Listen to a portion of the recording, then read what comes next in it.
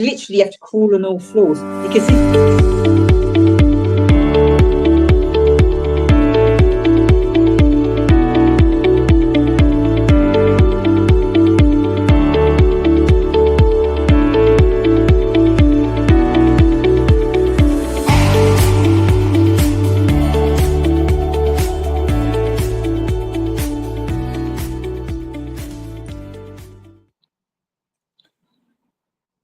well,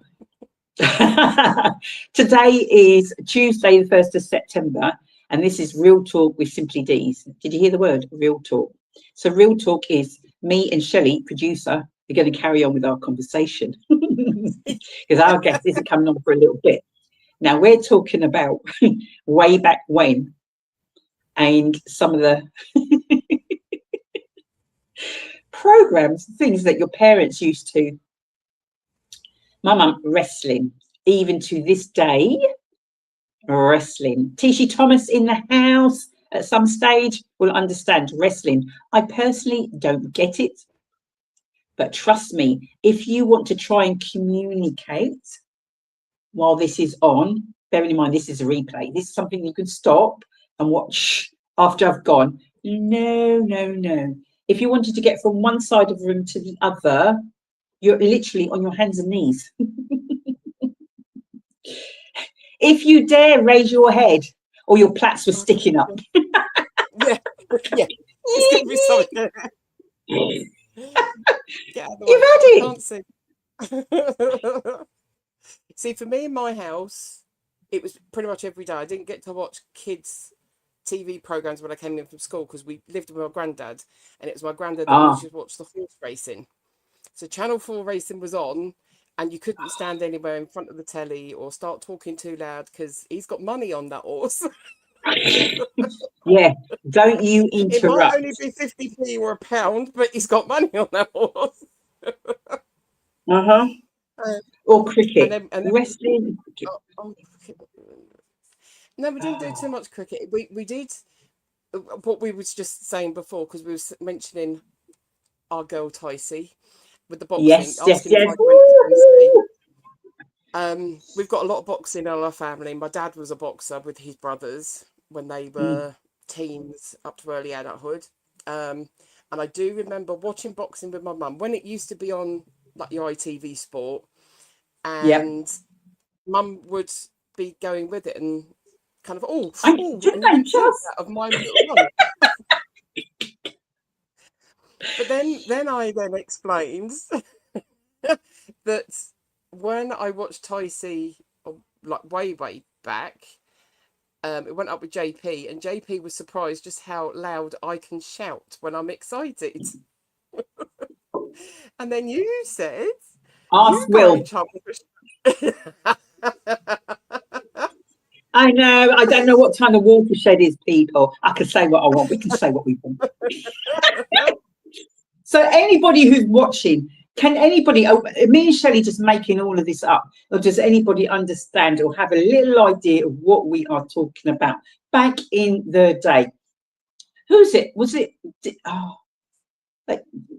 I know I got this wrong, but Summit Dickies. What was his name? What's his name? Yeah. I know it's not Sticky Dicky, everybody. All right, I'm not being rude, but his name was. Come on. Yeah. Name the presenter. Name the sports presenter that I am referring to. Don't worry, because when you get it right, I won't even know because I don't know. I can't remember. Oh, that's it. Oh, God. See, we're not making it up. We're not making this up. Does anybody think we are off our head? Apparently today is the first day of autumn. Did you know that, Shelley? Yes, it is. Yes. Because I do have a little bit of wicker, greeny people. Yes. There's a few people that would have actually been up early this morning and with a wooden broom, like with the twigs and stuff, a broom sweeping out stuff out the front door. It's meant to get rid of all your bad stuff from over the summer. A new season comes in, so you sweep it away. Start afresh. Oh, it's just There the you go. fun of everything on the show. It's not just chit chat. We arm you with information. So, Shelley Titmus, it's been a month. Yes. Can't believe it. Wow. One of the fastest months probably on record. One of the hottest months on record. Yes. How have you managed? I have. Yeah, I have been okay. I've had, because I'm on particular tablets and stuff, I've been so hot and so sweaty all the time. So anyone that's been out there for this hot weather with your antidepressants or you've got high blood pressure medications and stuff, yes, it's been rough. But on the whole, I haven't lost it too much, so we're okay. Do you mean you keep mentioning Will? Is he just kind of like, I'm making a presumption. Has anybody seen Will? Has anybody seen Will? Did she talk about it? I don't know. You can't trust this one, I'm telling you. She's talking, but I have to let him out the house because he does need to go to work to earn the money. So I have to leave him to get him out the house. He has been. God help you this weekend. God help you next few days, Will. Your fingers are crossed for your law. Your fingers are my toes. Oh my God, it's been. It's a path to try and get through everything to then know what are you going to be like when I get home from work. So it's kind of like I've got these little systems now where it's like, yeah, had a bit of a rough day, come in tippy toes. Or Put I'm a little okay. note stuck on the fridge. Sort yourself out. Well, I did used to. I don't know whether you remember from the NTL days. I did used to have. No. There was a picture up because loads of people would come up to me and ask me questions. So I had a picture up and it says, "Today I feel like," and it was all the different characters from Pooh, the main characters from Winnie the Pooh. So if I had Winnie the Pooh up, I was just normal, okay, happy. Yeah. If I had Eeyore, then I was feeling down. Piglet, I was feeling really quite anxious and not quite with it. Or I'd have Tigger because then I'd be just, I'm overexcited about something or other. So I used to change the picture around all the time so people would know. Oh no, I didn't. Oh, I don't remember. You're going to have to dig something. You're going to have to dig something out because think about that. That's something that may have been, I don't know, 20 odd plus years ago. But I know there's so many different things that people do now. But that's something that may work for somebody else. Yeah, could do. Yeah, didn't think of it like that. But yeah, it was just because I was always like facing this way, typing away, and I'd feel people walking up to me to ask me a question, and I knew I could be a bit grumpy sometimes, or I'd answer back really quick, and then go, "Oh, sorry, I was just, I was just in the zone. I'm not feeling so great," kind of thing. So yeah, you'd had this little picture that would swap over for how I was feeling. But yeah, stupid thing to get to anyway. Not at all, not at all. So to the masses out there, we're going to throw everything at you today. Everything and the kitchen sink. We're going to throw it all at you. So Shelley's just mentioned would we call that a tool now? Is that a tool? Would we just... Yeah, it is. It is a tool. That you have a toolbox of these kind of things to get you through every day, to get you through to tough times. Because everyone thinks about their mental health now, and I think it's more that it needs to be communication. It needs to be the actual talking about it, and people to actually, because quite a lot of people do still ask sort of like, "Oh, how are you doing?" And they're not actually, they're asking for politeness of asking, not, "I'm actually interested in your answer." Yeah, it's not that communication backwards and forwards. So if you know something's coming, So like my PMDD, it's been cyclical, that I know when it's going to come. I can warn people beforehand and saying, look, I'm going to come to that event, but I might be feeling a bit off. And I'm quite happy saying that now. And it kind of takes the pressure off. So sometimes I'm not actually feeling that bad by the time I get there. But because I've already then taken the lid off of what could be a pressure. Yeah. And there's a lot of tools that you can use, and you find that works better for you than others. That's why I say if people go for counselling and stuff, don't go along a couple of times and think, oh, that's not for me, because that's just one lot of counselling that you've had. You could find a different type of counselling, a different type of therapy that works better for you. I went along to some and I just sit there thinking, right, okay, you're now just pushing this on me all the time. It's like you're not trying to ask me questions to make me think. It's like, well, why do you think that? I don't know. That's why I'm here. You know? Oh, can you? I'm asking you to the masses out there, because I know there's masses watching. Some of you aren't going to answer, but we'd appreciate anyone who does. We appreciate you sharing, and the importance of sharing is there will be within this whole couple of hours that we have today. There's going to be something in there for somebody that you know, if it's not for you, and they would appreciate the fact that you shared it. I want to, because I know we're going to blink, time's going to fly. On Saturday this week, as last month, we had Chris Burford. We had a few of his people that are doing some incredible work at the Burford Centre, which is based at Lucy Learning Centre, which is Lucy Farm, Tomlinson Avenue. I am going to go there on Saturday after work, because of our work. Because I think it's 11 till 5. I don't know if you've got the flyer or a link or anything that you can share.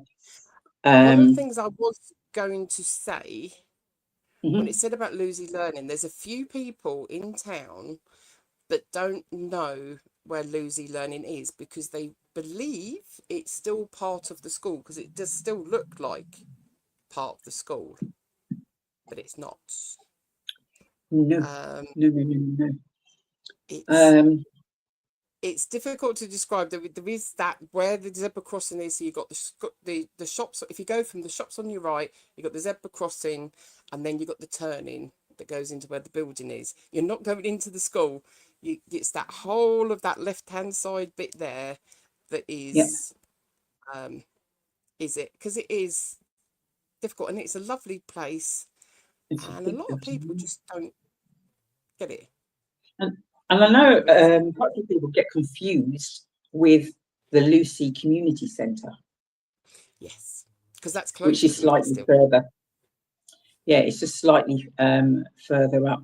So I'm sure Shelley's going to get details. So it's 92 Tomlinson Avenue. And as you said, you sort of like when you go into the turning for the school, you just carry on. Do you know what I mean? You just carry on down, and it's at the back. Massive building, but this is the event that they have on Saturday. Is it Strong for Strong for Change? I'm gonna have to bring you up so you see the top bit and then you see the bottom bit. Yeah, 11 till 5. Yeah, there's lots of organisations that are supporting this event. Lots and lots and lots, and I believe many of them are actually going to be there on Saturday also as well. So it's all about your health and your well-being, and as Chris, when he came last week with some of, I don't know, some people might call it, is it like a testimony, or is it like a just the words, the amount of people that I've spoken to in that space of time, in that month, that I'm like, you need to go, you need to go, you need to go, you need to go. Got somebody at work that has had an accident and has been off for like quite a while and come back, still is nowhere near 100%. Is having physio, but it's not working. On pills and stuff, it's not working.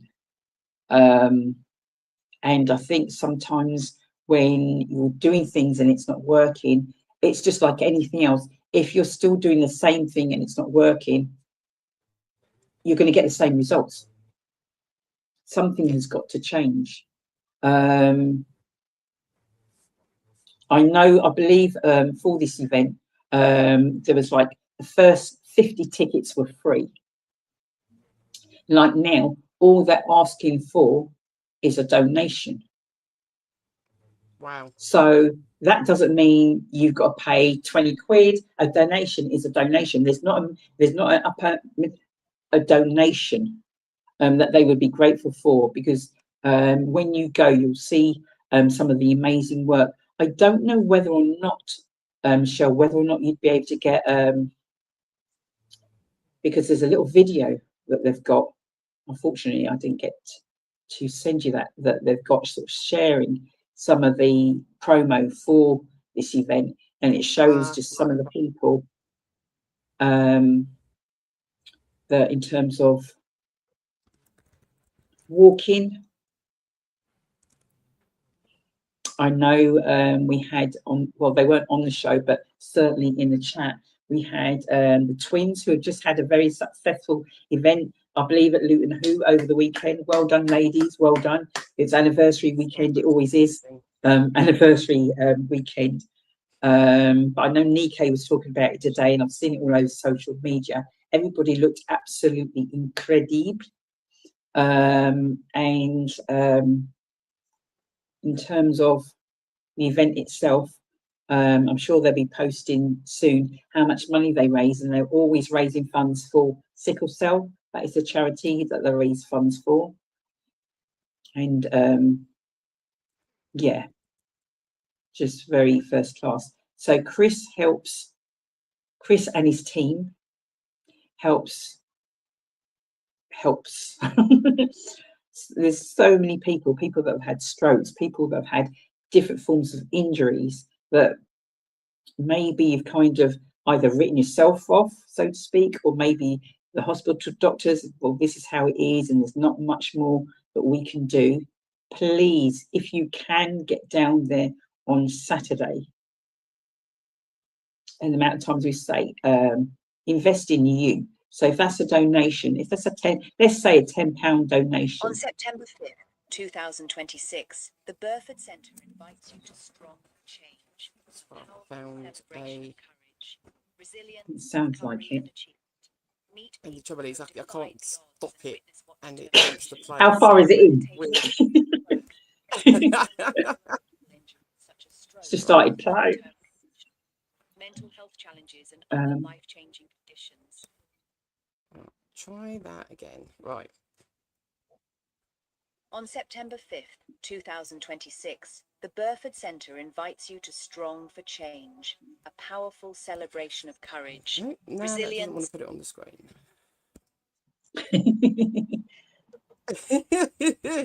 Right. Hey! Oh! Hey! Oh! On September 5th, 2026, the Burford Centre invites you to Strong for Change, a powerful celebration of courage, resilience, recovery and achievement. Meet people who have defied the odds and witness what determination, rehabilitation and hard work can achieve following neurological injuries such as stroke, long-term conditions, mental health challenges and other life-changing conditions. Experience our inclusive powerlifting showcase, the first of its kind, where people living with conditions such as stroke, Parkinson's, and musculoskeletal conditions demonstrate how supported strength training can rebuild confidence, mobility, and function. Hear inspiring personal testimonies and learn from health practitioners covering hypertension, dementia, stroke, spinal health, mental health, Parkinson's, relaxation therapies, and more. And there is an important purpose behind the day. We are raising funds for the Sandra Shekel Rehabilitation Program to help us continue providing heavily subsidized exercise rehabilitation programs to help support our practitioners and volunteers, purchase specialist equipment, and work towards providing transport for clients who struggle to reach our center. Come and be inspired. Come and learn. Come and witness what is possible. Strong for change, where resilience becomes recovery and recovery becomes hope. On September 5th. Isn't that just kind of like so powerful? It was one of the things where he came on and we said, right, okay, what's that list? What's that wish list? And he said, yeah, you'd love a minibus of some kind to do that transport, to get people in. Is one of the biggest things, and you can see the people there, just what the reason why that is then needed. It's not like, oh, it's paying for a taxi. No, it's not. It's actually need to be lifted, or you've got the chair or whatever. And I do love that powerlifting thing. That it's not the weight that you're picking up; it's how much of that weight and how much it is important for you, what you're doing, but what you can do. Just I'll put those links on our page just now as well. Now I've got them open. And if at any point, at some point, I don't know, I can't do a show, whatever it might be, I want to play kind of like, I can't remember the lady's name. You saw us just a little bit in that clip just then. The lady that came on and she was with her husband, and she was sort of saying, do you mean after giving birth and being, I suppose, paralysed to an extent, really, and now because of the helping. Now helping at the centre and doing all sorts. So I'm really looking forward to meeting her on Saturday also as well. But incredible stuff, Chris Burford and team. Let's just point out, because I know you kind of like connect with so many people as well, Shel, how many people, individuals, organisations, maybe neighbourly, whatever, there is lots and lots and so many things that are going on that people just have not got any idea of, because when you're in your own bubble, let's keep it real, you're in your own bubble, and don't get me wrong, you're listening to the news, which is good. You're listening to the local news, you might be watching like social media, but you're not going to know and hear about the works of so many others that we don't know all of them ourselves, and we're not claiming to, but there are things that we find out and we hear about. You don't keep things to yourself. No. It's so important that you share, because there's so many people that, oh wow, my whether it be work, whether it be friend, whether it be partner, whether it be what have you, could do with whatever it is that we're sharing. And there's so many times because thankfully you don't have to use that service. You don't register that it's there and what it's happening. But what we really need is for everyone to have a little bit of, not even knowledge, it's knowing that something is there, or knowing the person that's heard about something that's there, because you just don't know when you are gonna need it. The thing, but like, I've had a few conversations just recently about the hospice. People then say, well, it's because it is end of life care. No, it's not.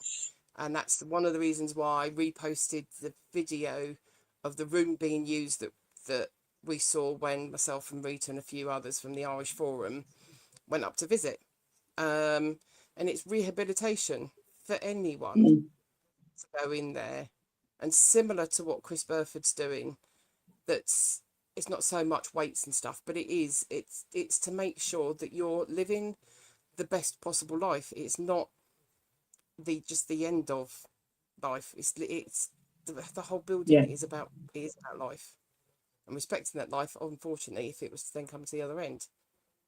I remember when I heard about the hospice so many years back, and used to think like, just what a horrible place that must be. It just, because that's hospice, end of life. Who would want to go there? I mean, as in like visit, as in like what have you, any of that stuff. And I ended up going for friend of mine at the time, Anthony Jules, and he was, and I was like, come on, girl, big panties on, you know, keeping it real, big panties on, and get your ass down there. No excuses. No, I don't want to go. It's not about you. So anyway, I went, and I'm like, really? Really? Oh my gosh. No offense, hospitals, but this is blowing you out the water. This place, it is absolutely magnificent. It truly, honestly, it really is. Yeah, to have that space as well, as someone that's personally going through it, or the people like your loved ones coming to see you to go through it. Yeah, it is about like the whole thing. Not something I thought I was going to say right now, but when I was up there, I knew they had the viewing room, so that's kept cool. So before you've then gone off to the undertakers or anything, but they have actually got a license for the children's hospice to be there until they go off for their funeral. If it works out of the obviously timings and everything else of anyone else that's going to be using the room, but they've actually got, so you've got the one room that's set up like the hospice room, but it's obviously got like the chiller, like the air conditioning, if you like, in there. They can change around the bedding if they want to, and it's decorated just quite light colours and stuff, and it's then got a room attached to it, so the family can just be there. So you're not going to a cold like the Co-op or Neville's or whatever, going to like those funeral parlours. You're just going to the hospice where they had died, and they can stay there in a bed. And it was just amazing to see. There was a few of the ladies that didn't obviously want to, but I was like, no, I actually really want to just see, just so I know. And I'm not particularly frightened of anything like that, but obviously it's just the kind of person that I am. But to have something like a cuddle bed for adults and for children, in as much as it's a normal bed when you're in the hospice part, that's then got the bits that stick out, so you can lay in bed with them. That costs extra money, so we're thinking about doing fundraising for this cuddle bed. And then as part of that, I then explained the cots that are similar to that room that I've just said about, because there was a story that a woman's baby had died and on delivery, and she had like the carry cots that had the same chilling in it, so she could bring her baby home and keep her baby for a while and then go off and have a funeral, because that is like the worst thing I could think of, that you're going to come back home to a house without your baby, and you're going to come back to a house that's been decorated ready for baby, and you're not bringing baby home. So there are these kind of different things that help. Again, it's part of the toolbox to know about these kind of things. So God forbid it should happen to someone that you love, that you know about it. Yeah, to pass that again. It's all about, information. It's not for you to keep it to yourself. It is to pass it on. We say pass the baton on, pass that knowledge on. That is what we're here to do. Is that young lady waiting in line? No, not yet. That's why I was just nattering. As with any of the things that we kind of share, I mean, it's never that we're telling you what to do or anything. It's for everyone to have a bit of information that you can use if you want to. I mean, like some people say that that what I've just explained, oh no, that's not right, or they do handprints and footprints, and oh no, that doesn't quite feel right. But you give people options and they can pick what they want to do. As long as you've passed on information. Also, and so many people are grateful. We might not necessarily, I'm telling you, we might not necessarily hear, oh, thank you, or any of that sort of stuff. But I know the information that and what we're doing and what we're passing on, and not bearing in mind, it's not necessarily just locally, because we are online. This is obviously out there. And if there's information that somebody somewhere else may be able to take, and they may be able to implement something in their community, and do you know what? That's what we want. yeah. You know, yeah. You've got to be inquisitive about the world around you, and if you hear something happening, well, I wonder how does that work? What do you do with that then? Okay, and then you pass it on. I mean, it's we're talking about death again, but I was walking the dog, and I happened to walk past someone, a neighbour, a few years back now, and her parent or a nan, not quite sure which, had passed away in the house, and she wanted to go in when the undertaker was there. Okay. And as I walked past, all I kept thinking about was when I was in that situation with my brother and sister and me and my mum with my dad. And mum didn't want to go in, I didn't want to, but my sister did. My sister then said, kind of, I wish I wasn't in the room while you're kind of seeing things like that. And I thought, no, hang on. And I walked back to the people and I said, look, I'm really sorry if I'm butting in on this conversation, but can I just put my 2 pennies worth in? Explained how the situation was. And I said, I'm not telling you what to do. I'm just saying, this is a situation I've been in. This is how someone else felt. I'll leave it to you. And I walked off. And then I happened to see her back at the house. So after she's obviously clearing stuff out and stuff. And she said, thank you for telling me that. Because she would have had she thought she would have had the same reaction as my sister did. And she was just like, it felt like I needed to do it. But actually, because I hadn't done it, I wasn't there, then I haven't got that as my thing. Tishi, to completely change the subject, going back to what we were first laughing at, Tishi then turned around and said, yeah, don't mess with Nana when the wrestling's on. Don't mess with you when the wrestling's on. You're just as bad, Tishy. I don't know why you thought something about Nana. You're just as bad. Seriously. I'm and not someone else sure. has got something else on her mind. Trish has just put, hi all, just remembered you were on. Maybe I've got back to school tomorrow on my mind. Oh, Trishy. They didn't drag you in for teacher training today then? I know she's had teacher training, to be honest. I can't remember. It might have been today.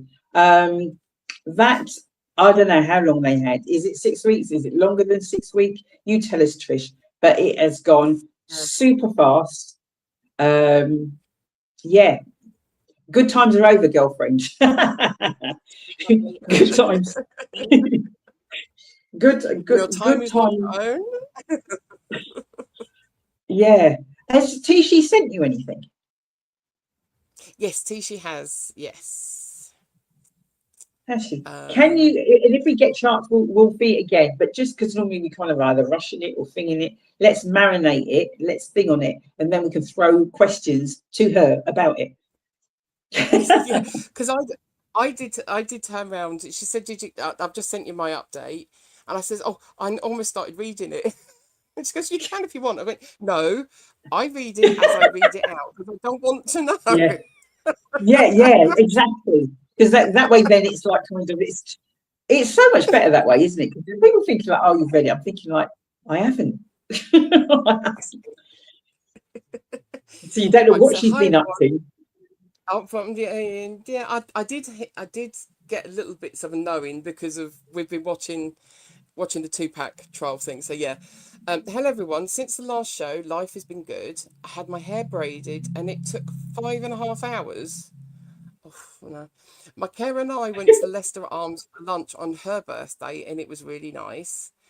I've been watching the 2-pack murder trial on YouTube and it amazed me that Dwayne Keith D has now changed his story because he doesn't want to be found guilty.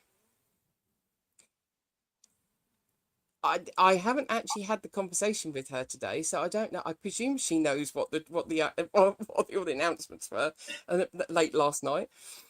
Uncle David came around last Saturday and brought some apple pie from Nana. I went to my wheelchair appointment last Tuesday and it went well as expected. I went to my Nana's last Thursday and we had a good catch up and we watched wrestling together. Told you.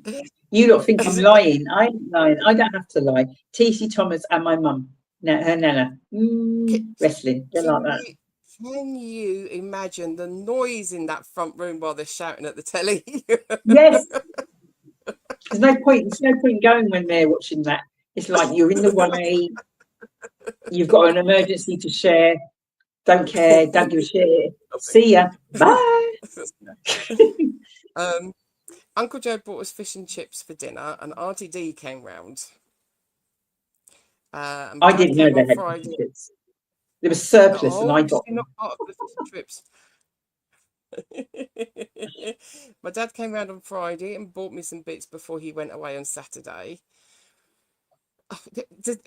If he's going away, does that mean that it's going to be duty free when he comes back? So we've now got to watch Tishy with what drink? Yeah.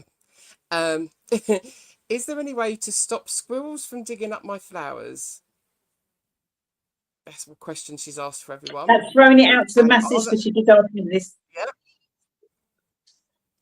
And are there any special shoemakers who can help me? So Tishy's feet are still quite swollen from all Yep. medications and everything else. And she does like wearing her trainers around quite a bit. So can we not get any shoes on at all, did you say, Dee? Because they are still quite... Not at this precise moment in time, no. Right. No. Right, so we're looking for squirrels digging up flowers and shoemakers that can actually help with... They are sort of like really wide, sort of like, yeah. Yeah. I know there's somebody somewhere that can answer said questions that have been put out there. And also I want to say, I read, I'm sure it was this week, that the Leicester Arms is supposed to be closing down. Yes. I don't think I made that up. No. I'd seen on Facebook that they were closing. They were part of the Sizzle group, weren't they? Yeah. I'm not quite sure which brewery that is. Cheryl, so I don't know whether... can you continue? I'm just going to check in on Leash and see if she's coming. Yeah. Coming on. Okay. Yeah, I don't know whether what Sizzle is, because apparently they were still taking bookings for Christmas. Which is not good if they're actually still taking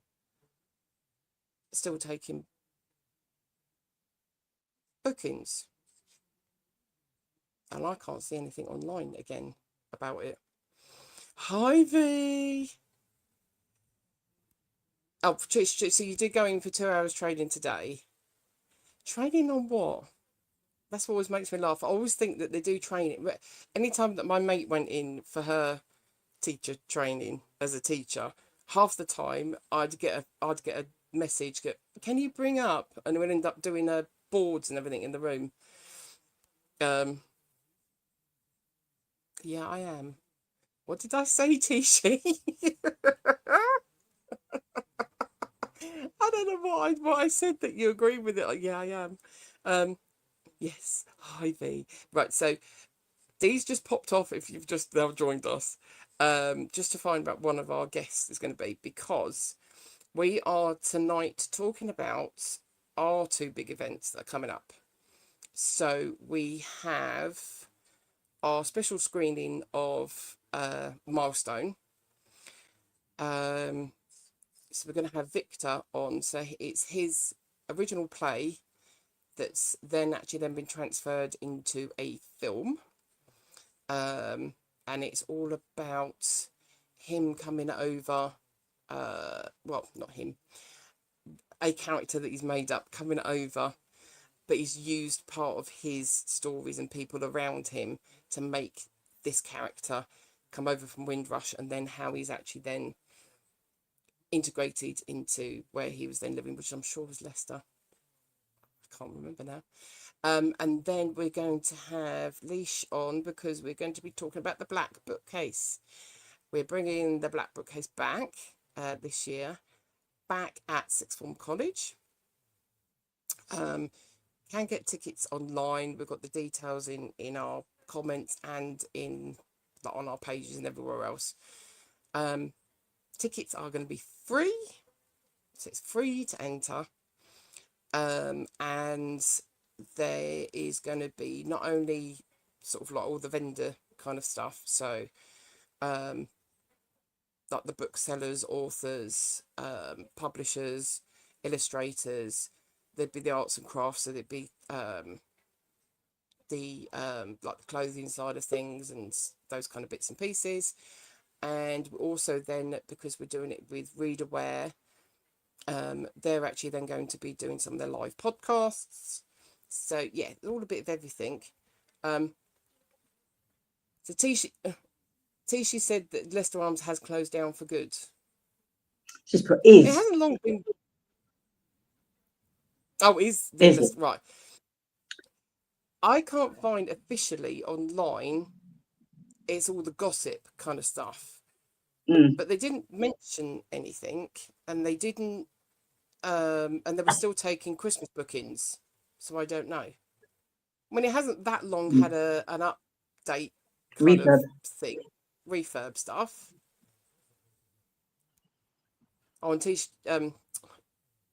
was just then saying about the safeguarding regulations. Oh, bless you, Trish. Bless you, bless you, bless you. So is it back to school tomorrow? In 2 hours. Yeah. in today, back to school tomorrow. There is a lot of new safeguarding bits and pieces around. And I think with the new safeguarding, I think quite a lot of schools and stuff have got a new logins for things. You know, like a new way that you actually learn. So you have to do it on there. They can't just then say, well, yeah, I did that. You've done it. You literally need to. That's right. Yeah. But it's so important, as we know. Alicia's going to be logging in. Just in the background, I think she was just doing air and stuff. She's here. I've gone cut her ears. Who that? Queenie. Yo. Good evening. Did you? Hello. Hi. Was it Z time? You sleeping? No, not yet. Not yet. It's just, yeah. My brain switches off once I leave work because I feel like I use every bit you're being into it. Yeah. And then when you're out of it, it's a case of like, just the body just shut down, detach. And so thank you for the message as a reminder. But I'm here. I'm alert. I'm excited. I'm ready. Oh, I've got stomach cramps. What is the show called, Leash? What is the show called? It's Black Bookcase, man. The show's called Real Talk. So it was important. I didn't even want to go straight into that. We're going to obviously talk about that. I didn't want to go straight into that anyway, because it's so important that I want people to know a bit about you. They don't know sort of like as yet, because I've not spoken about the event today as yet. Me and Shelley have just been chatting. Just chit chat, because I've got some guests coming on, and we're going to talk about, and so haven't said anything at all. So I think I might have briefly mentioned something last month, but I mean, you're here now, so I've gone. We're going to do the. Sorry about that, everybody. Not sorry. So, Natural Mystique in the house. Give it up, everybody. And they're all going like, who that? We know her. No, you don't. You think you do. You don't. Well, I've been on the show. Yeah. You've been on the show, but you've got to remember, every time you come on the show, there's audiences that have never watched the show. They're minding their own business, and somehow this has popped up, and they're like, "Let me see Wagwan." So they have no idea. They don't even know who I am, love. They don't even know who I am. So they're kind of like, "Oh," and remember, we're beaming to the masses worldwide. So there's people that don't know who you are. So we've got to peel back some of those layers. Because I was thinking, like, I've been off since last day I worked was Thursday last week. So to the masses out there, most people know, some people don't know, but I am now a postwoman. Like 2.5 years in. And really, that's right. From that corporate world to now a postwoman.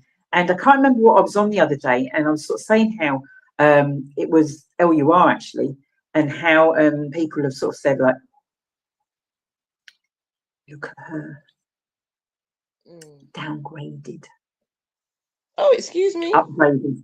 I'm telling you, it's a downgrade, going from corporate and all of that sort of razzmatazz to now doing, I suppose, what one of the is real manual labour and kind of all that sort of stuff. It's a downgrade.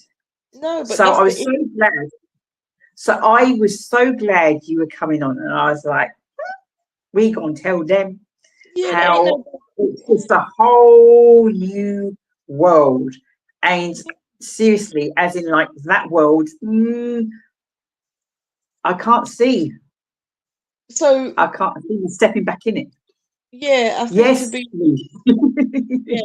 Someone to say it's a downgrade, that just means that they have no appreciation for the actual manual labor, if that's what you want to call it, because we've got a shortage of plumbers, we've got a shortage of electricians, we've got a shortage of care workers, all the what you would call low level, like, menial tasks. Those are sometimes the most important. Like the NHS is just full of managers, and but they need nurses. So how about some of those managers come out of their offices and go down onto the shop floor, as you would call it, and actually get their and actually put some money back into the NHS, rather than getting your 80, 90, 100, 150,000 annual salary, when all you're doing is pushing bits of paper around. And unfortunately, people are suffering in wards, or there are not enough beds. I'm sure if some of them step down as managers, we could afford a few more beds or open another ward.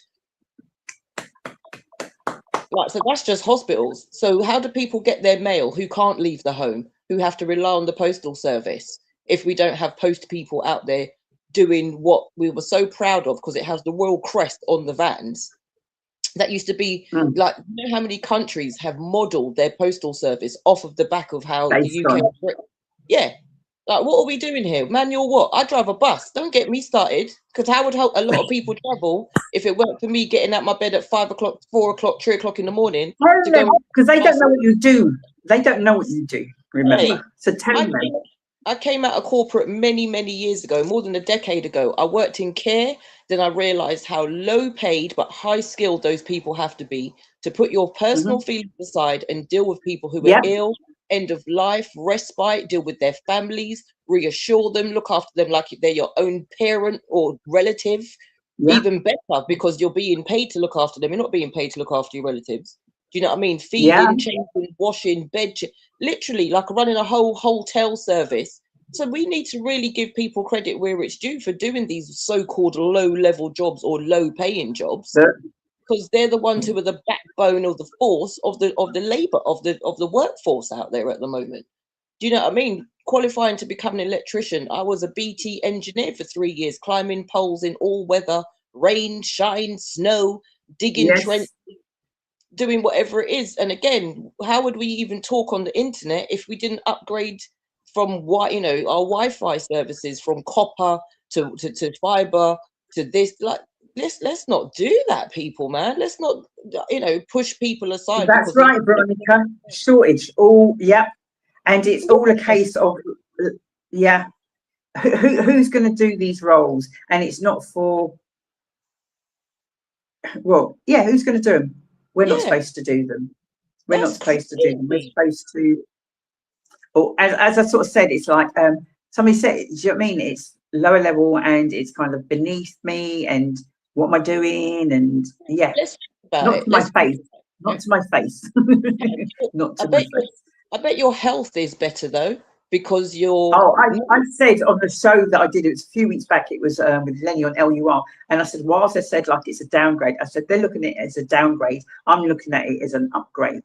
Trust me, an upgrade as in physically, mentally, on another level. Cannot put into words. So financially, well. Let's think about, you have to think about your situation, and my situation was, it's not about, we have to remember this, it is not always about the money. So you're going to get the money but you're unhappy in the job, or the money isn't, but you know what, up here and physically it's doing what it needs to do. So do you know what, amen, thank you. Exactly. I mean, you're still able to maintain. You might have to cut back here and there, but I think sometimes is that we earn decent money, but what are we doing with it really? And well, then this is the thing.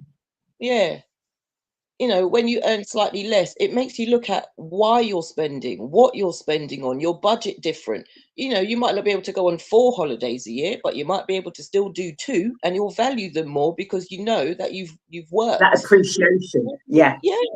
Do you know what I mean? Sometimes we just have to look at our overconsumption of things because we've got this disposable income to do so. And that's not always the right way to do stuff. Do you know what I mean? Like, I've done some really high paying jobs back in the day, if you considering how the cost of living is now. You know, 20 years ago, what I was earning was phenomenal. But have I got anything to show for it? I was still homeless. I was still in debt. Do you know what I mean? Because I had what I thought, you know, I could juggle this and keep up with this and get a new car and do all of this. Since I've learned to actually curb my spending because I'm earning less, you know, over a period of time, I don't have any debt. I haven't got any credit cards. I don't have to worry about the roof over my head or, you know, putting food or heat in. I don't have to make these choices anymore because I've learned how to be sensible on a smaller budget. So anything that I earn over what I'm used to living on goes into high interest savings or goes back, you know, into a pension or whatever the case. Like, I've just learned to be, you know, savvy and smarter with the funds that I've got. Do you know what I mean? Like, well, I'm not gonna downgrade anybody because they wear a uniform, and I don't have to go out and think about, oh, I need a new dress for work, or I need a new pair of shoes. Oh, you know, Sue's got a new suit and I've got to go out and get a new suit. And all. No, do you know how easy it is to get up and put a uniform on and not worry about what I have to wear every day? Tell me that. Do you know what? The other day, I have got my work trainers in the porch and also my trainers that my everyday trainers anyway. I can't remember where I went the other day. I went somewhere and I was out and I was doing whatever I was doing. It was some event or something I went to. When I come home, I'm taking them off and I'm like, why have you got on your work trainers? You've had your work trainers on, and I didn't even bloody realise. Honestly, I didn't realise. When I get invited out somewhere and then I look at the clothes in my wardrobe, I've got to assess the weather. I've got to do this. I've got to, what does the bag match? Does the shoes match? Does the headscarf match? Does this? That's a whole lot of brain capacity to be. You don't understand. Literally, I live in tracksuits, baggy jumpers and jeans. Like, unless, you know, someone said, oh, let's put on dresses and go out the other day. I was like, a dress? I was like, all right. Oh, we see that. Look, the shells come on. If you're getting married, I'll wear a dress. That's it. Oh, check that. Yeah. Literally. That's the one and only time I've worn dress recently. Yeah. Or if you've got, like, people go, oh, let's wear a certain colour. I'm like, listen, now you're making it difficult, you know. Can I not just wear what I want? Colour scheme and matching this and matching that. But someone argued with me the other day because they're like, oh, do you not do your eyebrows? I was like, what eyebrows? I've never had them. What am I going to start painting them on? No eyebrows. Big up to the no eyebrows crew. Big up. Anybody else in the house, drop it in the chat. The no eyebrows crew. Yeah. None. I wear glasses, so the frame of the glasses covers the eyebrows anyway. Good to know. Are they big? Yeah. That's why we get on so good, sis. I knew that we had something in common. So in the chat, please. This is the show's called Real Talk, as you know, and we are keeping it real today. And we are with the wonderful, amazing Natural Mystique. Oh, okay. I heard of a story of a strike cleaners at Vauxhall plant, the management cave. Yeah. See, don't even value the cleaners. It's ridiculous. Yeah. Yeah. It is true, actually, because I know when I've worked in that corporate environment, and as a cleaner, you are just like me. You're just doing a different role. That's it. You're just doing a different role. But people literally treat them very poorly, very, very poorly. But we need them. Like, I'm going to be honest. The other day we had a problem at work with the loos. The cleaner had got fed up of trying to maintain it. I reported the issue to management. He had to go in there, put rubber gloves on, and go and sort it out in the ladies' loo. And I'm like, this is unacceptable. Like the way people treat certain facilities, toilets, the kitchen facilities, the tables where they eat lunch. Like, what are we doing? Is this the way you treat? Like, I don't want none of my colleagues to invite me to their house for anything ever. Yeah. If this is the way you treat the workplace, I can only imagine what your home looks like. Why do we just lose all our faculties and lose manners and lose cleanliness as soon as you walk into the workplace? What happens? Do people leave their brains at home? Like, I'm so frustrated. Yeah. I think you automatically think, oh my gosh, if that's how they treat it at work, God knows how they are at home. It's a case of, honestly, my thing is when they get to work, it's like we literally have like maids, we have like servants, and why should I, when that is their job and that is what they are paid to do? But there's certain, like, just pick your crumbs off the table after you've had a roll, after you've had lunch. No. Yeah. That's a cleaner's job. I always say that you should always keep cleaners' suites because they know all the gossip. Because they're going in and out of other people's offices. And if they get asked, oh, you've got to make sure that reception's really extra clean or that's extra clean, it's like, well, who's coming? So if you keep cleaners' suite, you get to know all the gossip everywhere.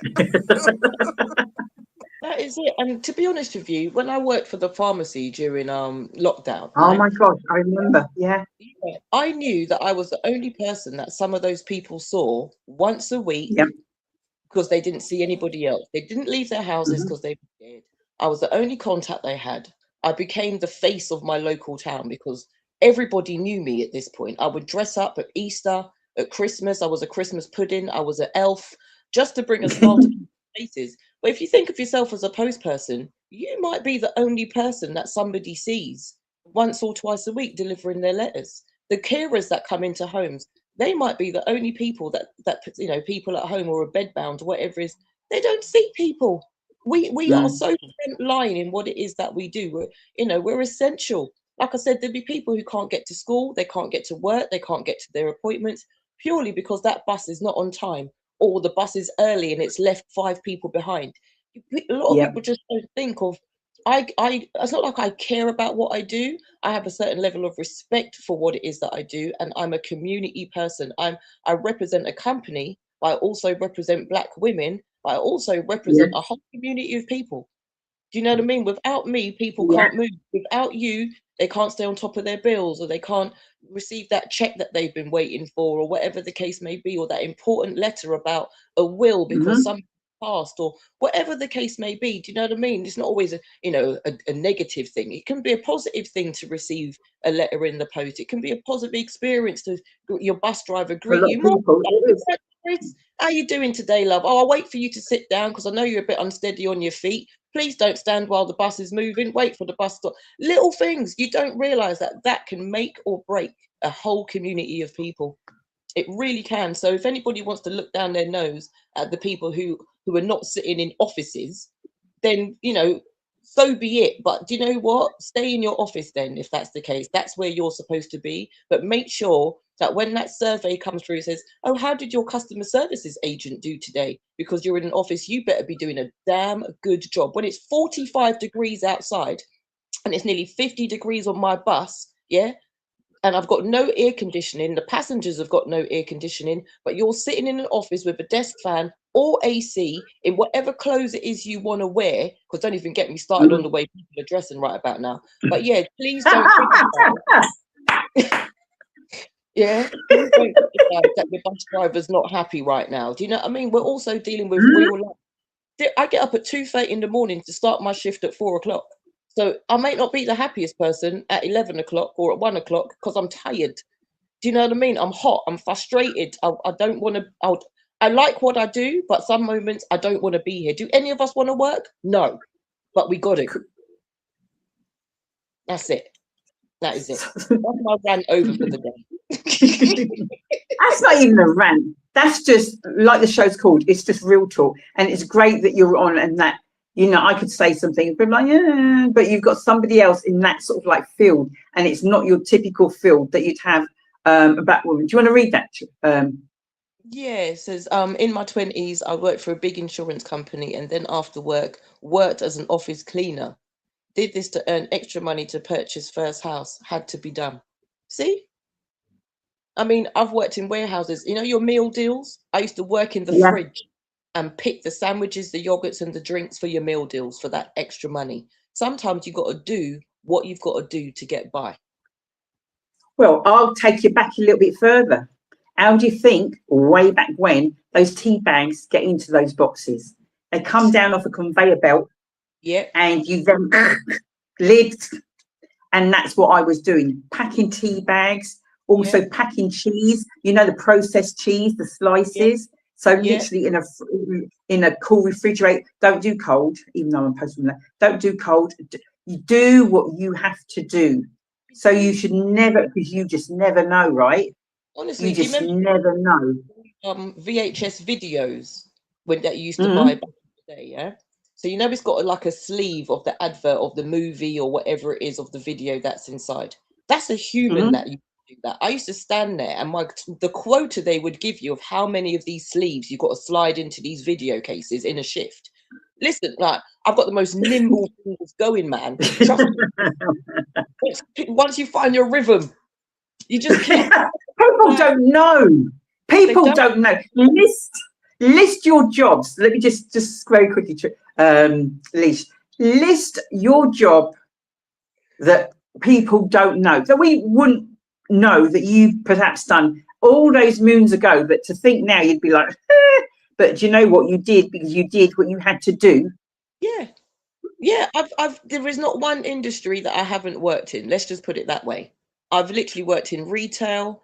I've made stuff, I've assembled stuff, I've dismantled stuff, I've picked stuff. Then I got brave and went into school.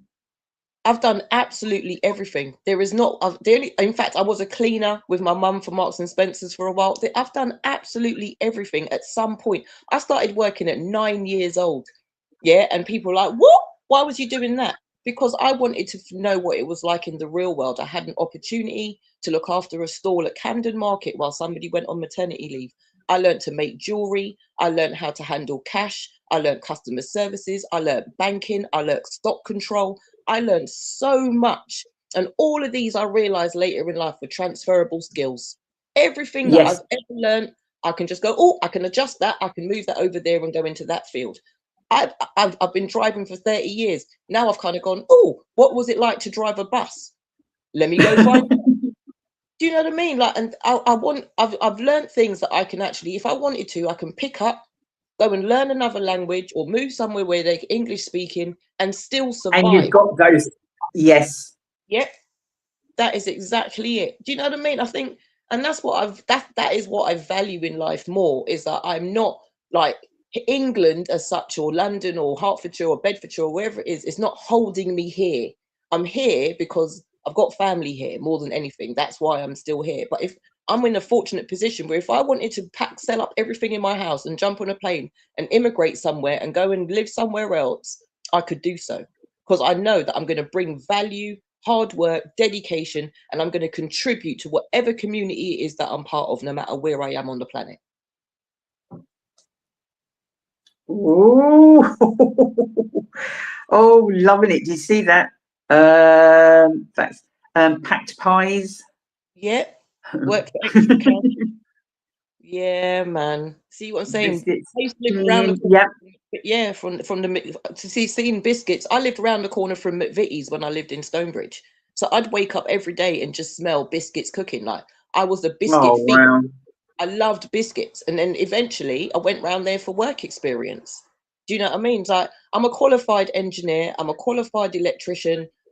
Like I make sure that wherever I go, I get something out of it, not just a salary. So it's not just about work experience, it's not just about the income. I'm walking away with a qualification on the back of this because I want to be able to prove what it is that I can do, whether it's a certificate, a diploma, an apprenticeship.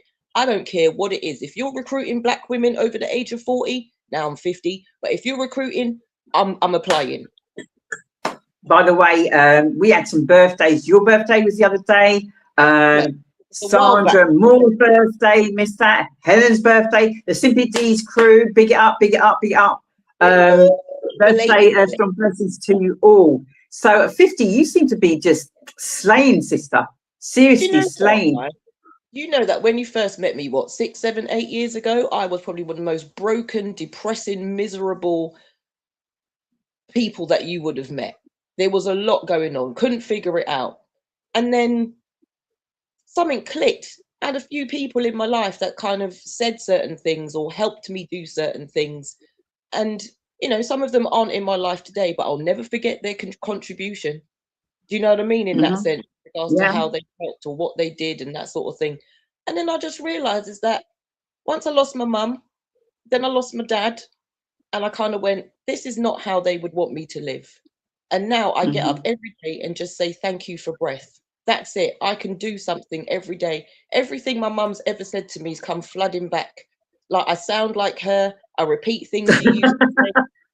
I remember my brother because he, you know, doesn't have a mum either, if that makes sense.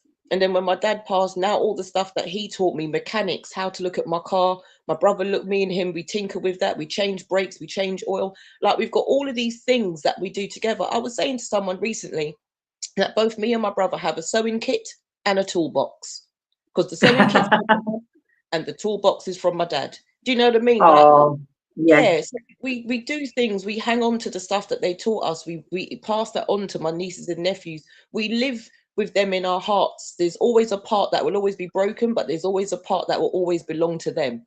And I get up every single day and I'm like, what would make my mum proud? How do I carry myself? I'm still carrying my family name. My ancestors are watching me.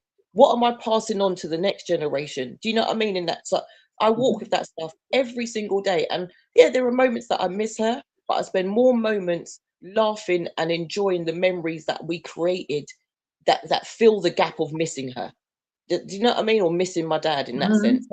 Yeah, I'm just a completely different person because I've grown. I've realized that other people's opinions don't matter. But the way I think about myself, the way I talk to myself, the words I use to describe myself have completely changed.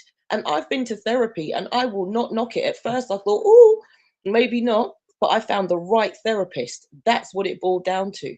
I found somebody who could walk with me in that moment and hold my hand when I needed it and help me find the answers and say to me, why are you questioning that? You already know the answer to that. Let's move on. Let's solve the challenges. Let's solve what problems you think you've got. And let's put some tools in your self-care basket. So every now and then, disconnect from your phone. Tell people you're unavailable. Don't feel guilty. Shut down for a moment. Go for a walk without any devices. Just go and appreciate the breeze, the wind, the sun, the rain, the moon, whatever it is that makes you happy. And discover what my inner child was. I started roller skating again. I might break a bone, but I'm enjoying it. Nobody do that. Nobody do that. Leon Wisser, if he's watching, is roller skating like crazy at the minute as well. Yeah, I've got. Oh wow! You know, I've really, like, I don't know how I found you all or how you all found me, but if you remember, it was International Men's, I think it was, and I think we were contacts on social media, and you're like, oh, something about coming down. I'm like, she ain't gonna come, and you came, and from then that was it. Yeah, it was an energy thing. I met Shell. I met you. Then I started to meet the others, and then before we knew it, we couldn't leave our homes. We wrote the book. We started a Zoom, and we've just built this unique family, like of sisterhood and of brotherhood. And I've met so many people through you, and so, you know, everyone that I've met has just added to a positive experience. You know, it really has. I really has. So appreciative of all of you. And now we've got events going, and we've got this. Do you know what I mean? Like, it's just a lot. It's a lot. For people that don't know, there's an echo somewhere. Yeah, let me mute for if that helps. It wasn't there before. Yeah. So and don't know Lisa's full journey. You will know. You will hear all about that. But from what she said, it's probably 2018 maybe we met. And since then, a variety of different events, went through COVID together, co-author of a couple of books, and I have witnessed the journey, and I can't even put into words how proud. And yeah, I am. And just, it's you. It's not as much as you met people and all that jazz, but you have done the work I hear that. to get where you are. You've done the work.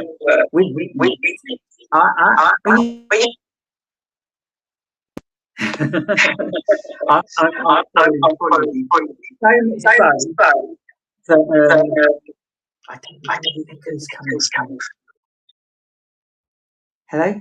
Yeah, sorry, Leash.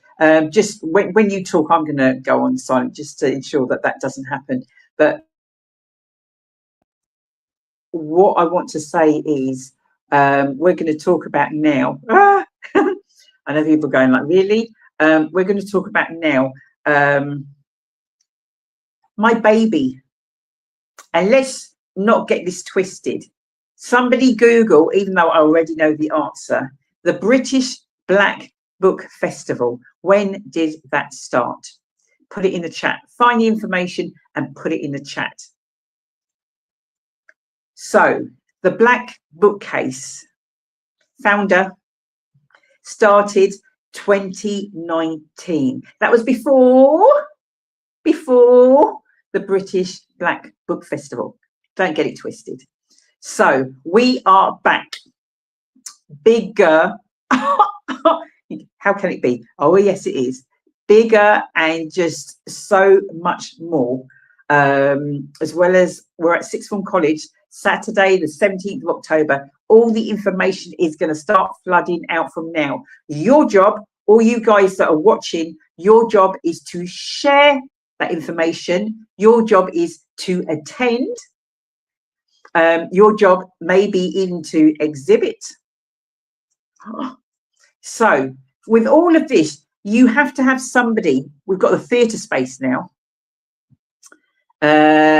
Yes, we've got a theatre space. So in there, we are doing Simply Deez events, are doing this event in partnership with Reader Aware. Travers from Reader Aware. He's big, huge. And last year he ran, I suppose, a little bit of a pilot when he was doing some authors and interviews. So I'd already booked the theatre space to do something in the theatre. And we got chatting. It was a case of like, how about, so we're kind of like, and in the theatre space, there's going to be interviews, performances, and just a whole heap of ting and ting and ting. Now, you can't just have something on this magnitude, and you need to put the right person. You need to know who you're putting to just give that some niceness. Bring it all together. Mic drop moments. All of that jazz. So who did come to my little head? And I just thought, somebody that's going to take this to another level. I didn't even think about it, to be fair. And Travis, I'm sure he's listening and he knows I didn't even ask him because I'm kind of like that sometimes. Anyway, the host for 2026, the Black Bookcase, is Natural Mystic. Woo! Give it up, give it up, give it up. Oh my gosh. I would say, and this ain't no pressure on this girl, because I know somebody can make or break your event. I just say. Now I know, what little cook we have. Ain't nobody got none upon this. But this young lady, we're not going to tell them who, because over the next week or so, we're going to start sort of like with the marketing material. They're going to start seeing who we've got in place, Leash. But just give them a little, something. Give them a little what you can. All right. So, not to give it away, however, what I've realized about authors at the moment, especially Black authors, is that we are venturing into what I would say new genres or new areas of writing. And I think for me, that was my biggest bring to the table moment, is that we're dealing with a lot more AI, we're dealing with a lot more animation, we're dealing with a lot more, and these all begin with a lot more ancestral kind of connections, should we say. We're dealing more with algorithms, yeah? And all of those things were the words that came to me as soon as I heard, who are we going to showcase? Who are we going to launch? What are we going to talk about? Because we always hear everyone's got a book inside of them. Everyone should be writing. Everyone should be documenting. Everyone should be leaving a legacy.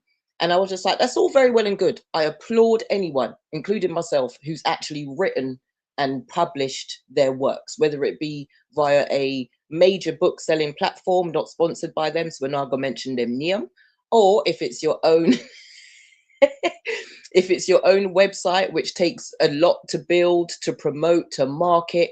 So we've got all of these different areas. How to write your book, what not even just why you wrote your book, but how to then market your book, how to network, how to reach your audience. And it's events like this is where people are now inspired to write their first book or their third book or their 15th book or their 25th book, through networking, through collaboration, through talking. And again, having all of these people in one space is just something phenomenal from up and down the country. And then this also shows me is how passionate and how ready people are to actually start working on themselves, promoting themselves, maybe not being so reliant on their 9 to 5, and being able to have a second or third stream of income in that sense, to actually, so they can break away and spend more time doing the things that they love. So I encourage, and I really do, would like to see the support in that respect of not for the vendors, because this isn't something that they just whipped up in the last 5 minutes. For the people who make their products, how much time, how much effort goes into all of this type of stuff. Yeah. And I think for me, that's probably the most important bit. It's just, we're not asking you to spend a fortune. We're not asking you to, but just come, share, appreciate, absorb, share some more, put it on your socials. I'm attending, this was great, leave a recommendation. Make sure that people are aware, right? This is going to happen next year by the grace of the powers that be. So we can have a bigger venue, so we can have more vendors, so we can have more, do you know what I mean? So that's how I've looked at it, is that, without event spaces like this, without people kind of providing these spaces for us to gather in, we need to utilize them, because nobody ain't going to do this for us. So this is a FUBU moment. This is hashtag FUBU, for us, by us. Oh, that needs to be your reel, just a little shorter.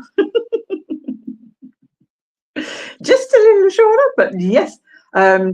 Yeah, we're looking at, which is key, and I need to express this. This event is free to enter. That is paramount. If we want to be reaching all of society, that is not the obstacle. You did not reach this event because you couldn't afford it. It could be £5. People are like, £5 is nothing. £5 might be nothing to me and you, but somebody else, do you know what? That could be a meal. That could be, Sammy's shoes. That could be whatever it is. So it is free. You could just go there and just soak it all up, all that knowledge, all that information, the inspiration, because we are going to have like a youth, I don't know what we're calling it quite yet, a youth area youth little village where we're going to have 16 and under, whether they've got, it could be their own business, it could be that they've written a book. But yeah, we're going to have that area, and they are going to be in the theatre space with a lovely natural mystique and get the opportunity to be on the stage and be interviewed by this young lady. This is, I don't even know what to say. So we're so excited. We are so excited. I'm going to let you talk. Well, yeah, and I've really thought about it, and it's not just going to be your generic questions. There's going to be crowd participation. There'll be poetry readings. There'll be short excerpts of people's books being read. So we want to keep it, you know, kind of fast paced, because we've got quite a few people to get through, and we want to give you like just a snippet, just a taste. We want to keep you intrigued. We want you to then, after the interview, go up to that individual stall and say to them, oh, this bit really interested me, and this is why I'm over here, and what else have you done, and what else do you plan to do, and where can I find you at your next event? These are the types of things, like, you know, becomes not stalkerish, but follow these authors, follow their journey. See what we become. Like J.K. Rowling, for example, wasn't famous overnight. Do you know what I mean? She sat in a little cupboard, apparently, wrote all of these books from her imagination with the inspiration from her children, and look where she is now. We want and we need our own J.K. Rowling amongst the Black community, amongst people of color, if you want to call it. Do you know what I mean? In that sense, we want to be able to and I just want to just say this to anyone who is an author: make sure your books are in the British Library.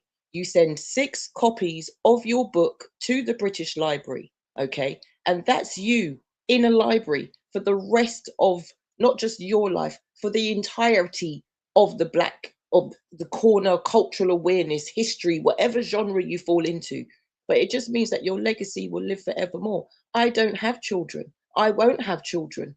Yeah. But I know that there's a part of natural mystic that's going to be left on this globe for as long as libraries exist, because I've got a book out there. And to me, I can change lives. I can influence lives long after I'm not even taking breath. That's all I'm saying.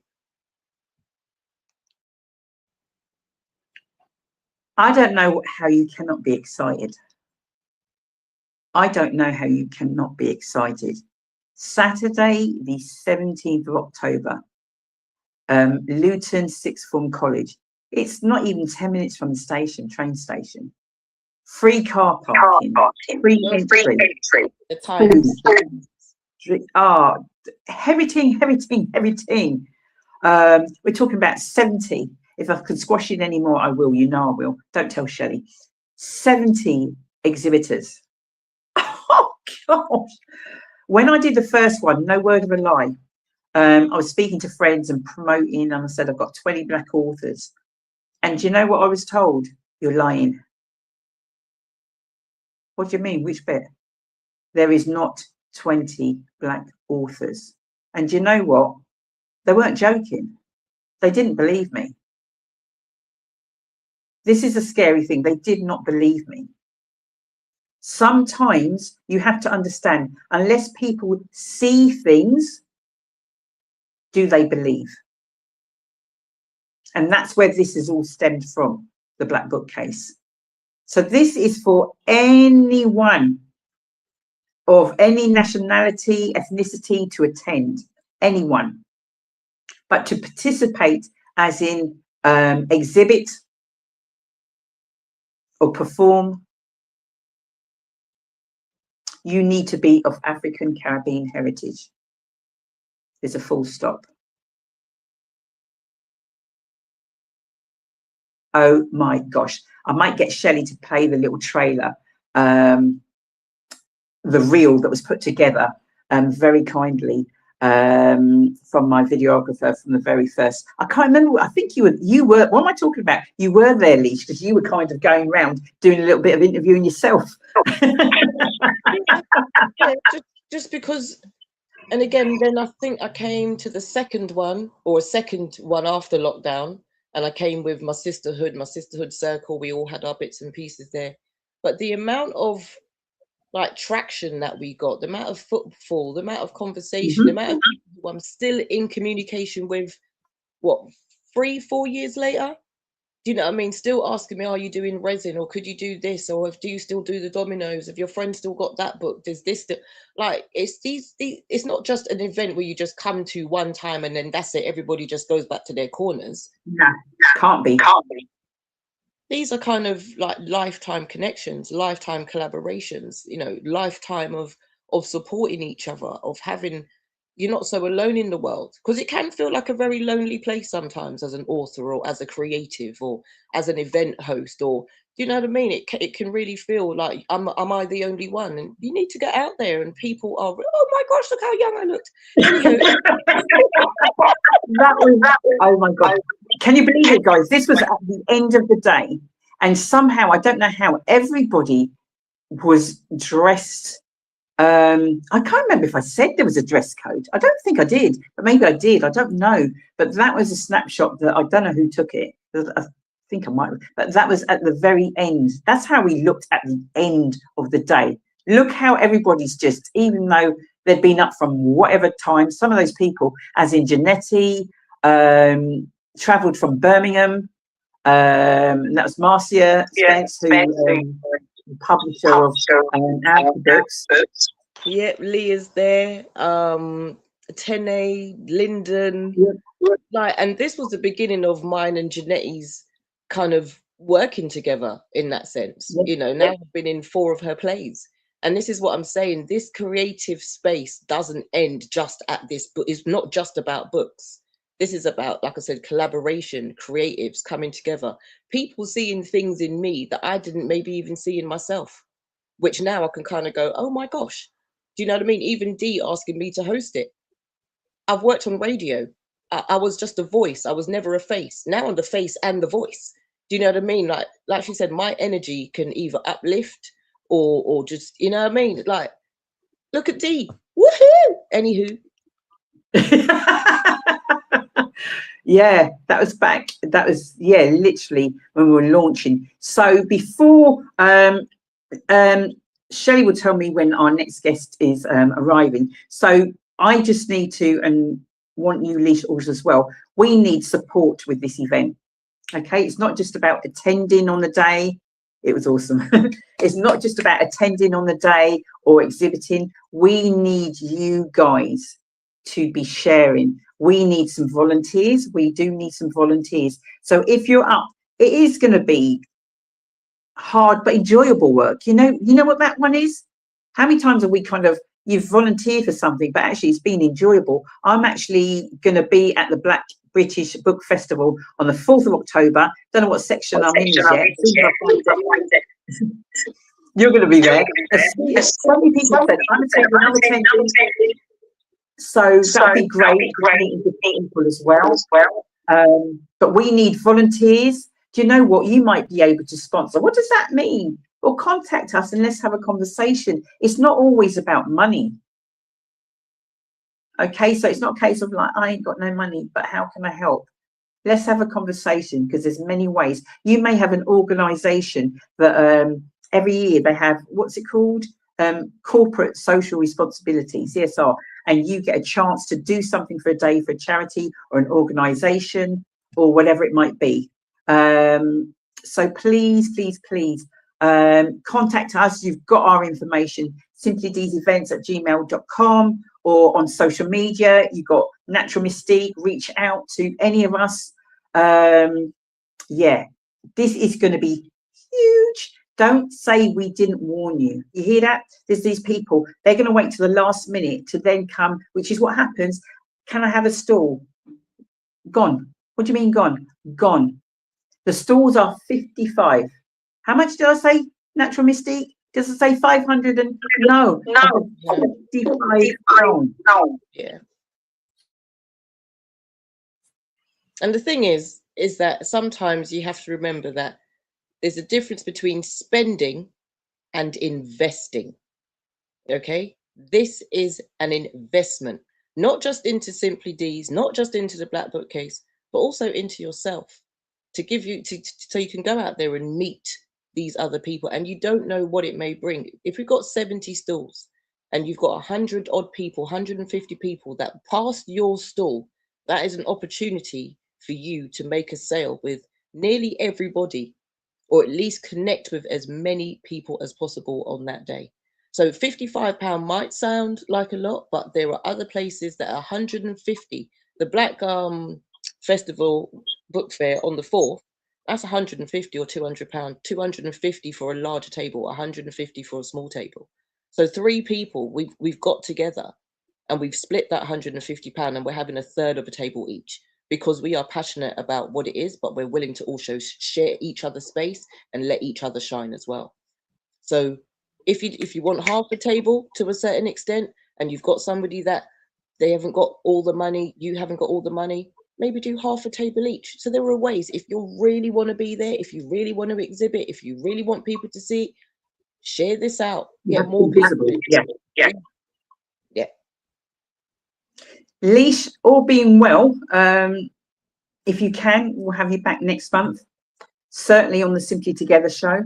And we'll continue promoting. Please, everyone, watch out for the reels and the promo material, which will be going out this week. We are excited. I have got my next guest waiting in the wings, because we have got another event that's coming up before the bookcase. But again, this is all part of, this is Victor.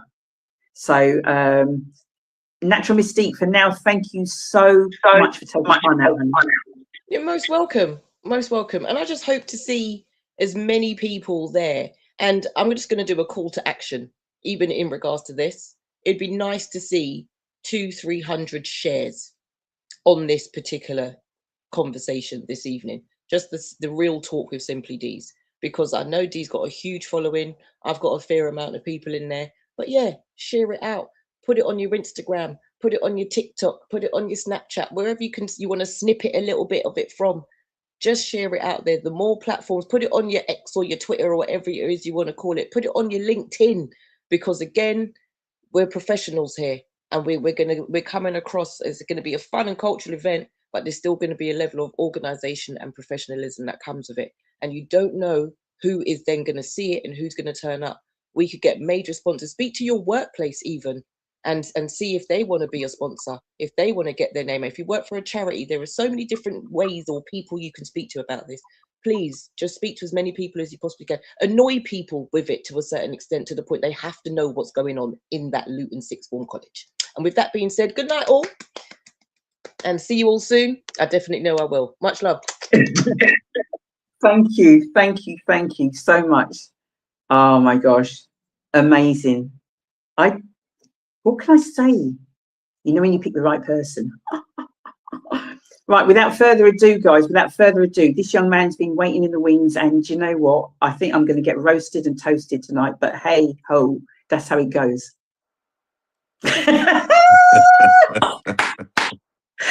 Oh, greetings, young man. Greetings. Oh my gosh, I feel like you're in my living room. Wow. Well, you are. Well, you're in my living room, that's for sure. What a powerhouse. Oh my gosh. I don't believe this. Let me pitch myself.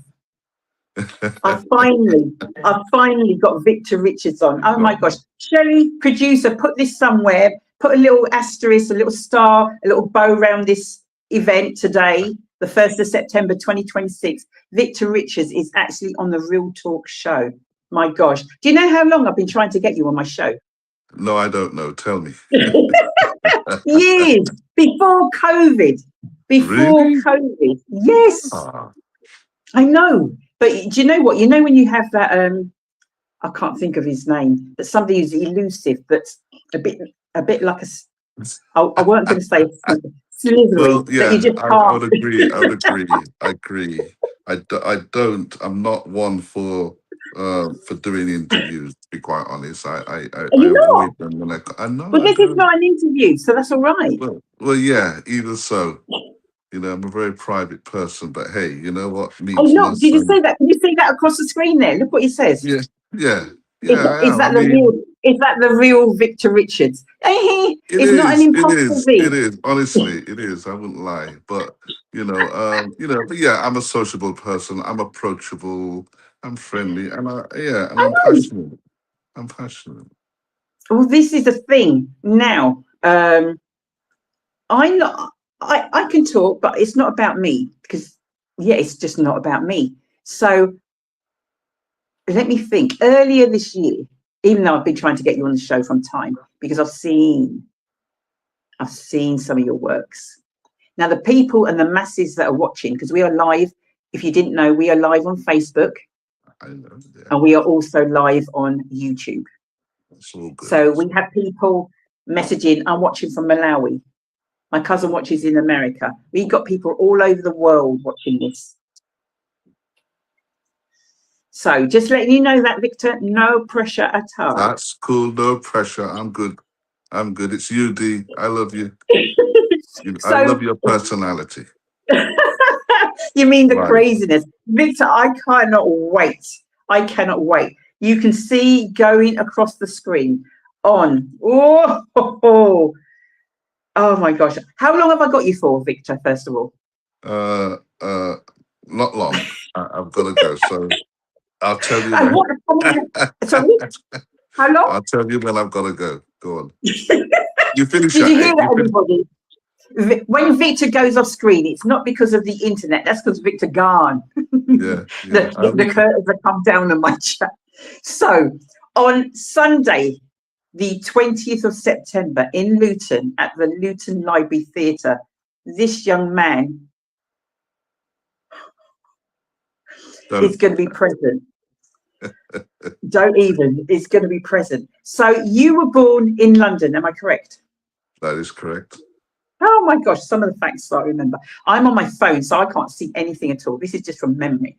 I know London. So we're talking about, I don't know, when? 50s, 40s, 30s? 1959. See, guys? I was close. God loves a try, Victor. You've got to remember that, right? So way back then. How long were you in London for? About a year. Is that About a all? year. Yeah. My mum, she moved to moved around London because my mum came 1956, but she moved to Warsaw, Birmingham. We lived there for 3 or 4 years, and Birmingham, and then eventually came to Leicester, 1964, I believe. Oh, And that's I've just been in before Leicester I ever was born. since. Yeah. So you must love it. In Leicester? Yeah, well, yeah. It's my home. It's my childhood. It's where everything happened. It's where I learned the tools, but I still traveled. I mean, I love traveling. Since I got my driving license in 1978, and I got my first car. I remember the registration XBX 214M I'll check you. Mini Cooper. It's the only registration I can remember. Oh Apart my from the gosh, my present first one. car was a Mini. Yeah. My first car was a Mini. It was a 1275 GT. It's bright yellow. Wow. Mine was I just know. I had 1,000 somebody sort of cc. like play around with it. Broke And it up, yeah. it's tough. And since then, 1978, I passed my drive. I drove around the country. So in those days, obviously blues parties and all those other good events was happening. And so I got around the country. And it's kind of like strange when I look back, and every now and then I flash back to see how I lived then and how I live now, and the things I do. It's like going around the block again and again and again and again in a different clothing, a different person, a different me, and seeing some of the places are still the same. Some changes, some people are still there, some have gone, but there's been a lot of changes. But then again, it's like how I've grown. So. Yeah, I was kind of like in the right place at the right time. Do you know what I mean? Yeah, I to certainly be do. doing what I'm doing. Do you know what? On Friday, there's an organisation called Soul Scene in Luton, and they screen every month. Last Friday of every month, they pick a movie, sometimes oldie, sometimes newie, and they screened Burning an Illusion. Oh wow! Really? Yes. And I was going, heaven or earth, whatever it is, I am going. And I went, and it was just took me back, because you're talking about blues then and all that. Yeah. It was like, oh my gosh, just everything from what the girls and what they were wearing to, I'm like, it just took me right, plunked me back in right in those 80s. It was amazing. Wow, very amazing. My dear friend, was it the director Menelik Memories. Shabazz? Yes, Yeah. he's the one who inspired me from the very beginning to do my Really? film. And I was originally Oh my trying to get gosh, look at him that. to direct my film at the time when I first attempted. But he was too busy, and he gave me 2 or 3 other numbers to try, who were directors to work with. But yes, he's the one who very much told me, yes, you can. Yes, you can Oh do my turn a one gosh. man play into a one man film. He told me that. He told me that. But it was been a long journey. But yes, so yes, and I'm so glad you mentioned his name. He's mentioned the film. Obviously, it was Yes. fitting to mention his name because, to me, when he passed, I remember he was in Zimbabwe at the time, and we got the Mm-hmm. message. And Yeah. and his partner Nefertiti, have you met her? Who's now passed. Yes, yes, yeah. Yes. We spent time with her afterwards. There's a lot of history now. Ooh, my memory is now going back now.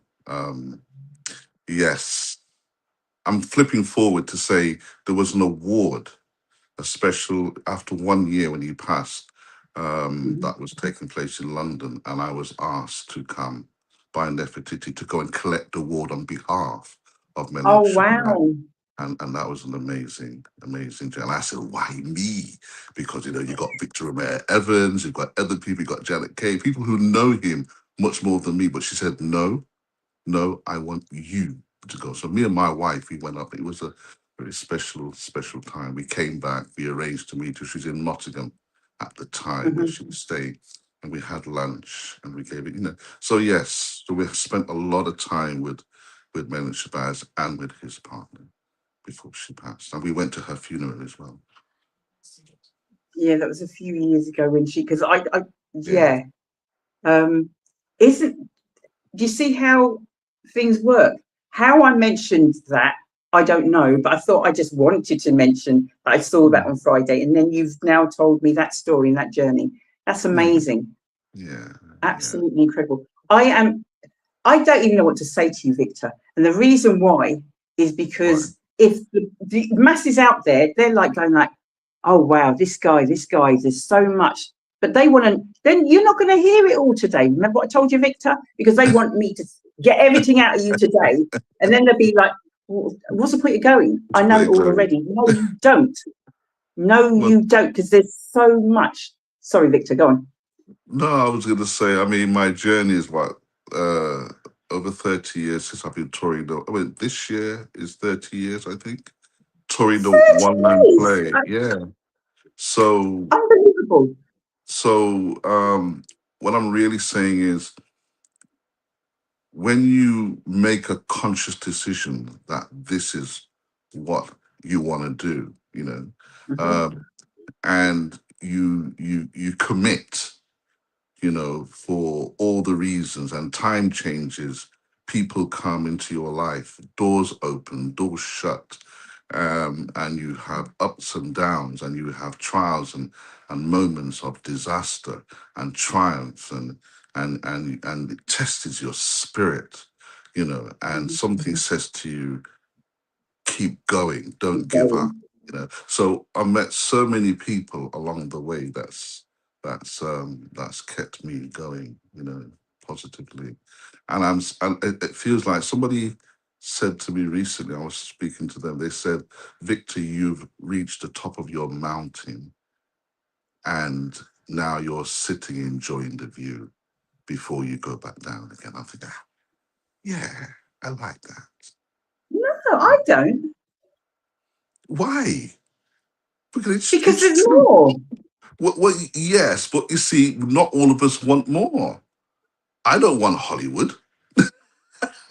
You know, No, I didn't say you want a Hollywood, but no, suppose, well, I no, don't know, I suppose, may want suppose, different things, but you see, the thing is, you're sitting on the mountain. I'm not splitting hairs here, but you sit yeah, on the top of the mountain, and in that time, in that moment, you yeah, are you just, reviewing, aren't you?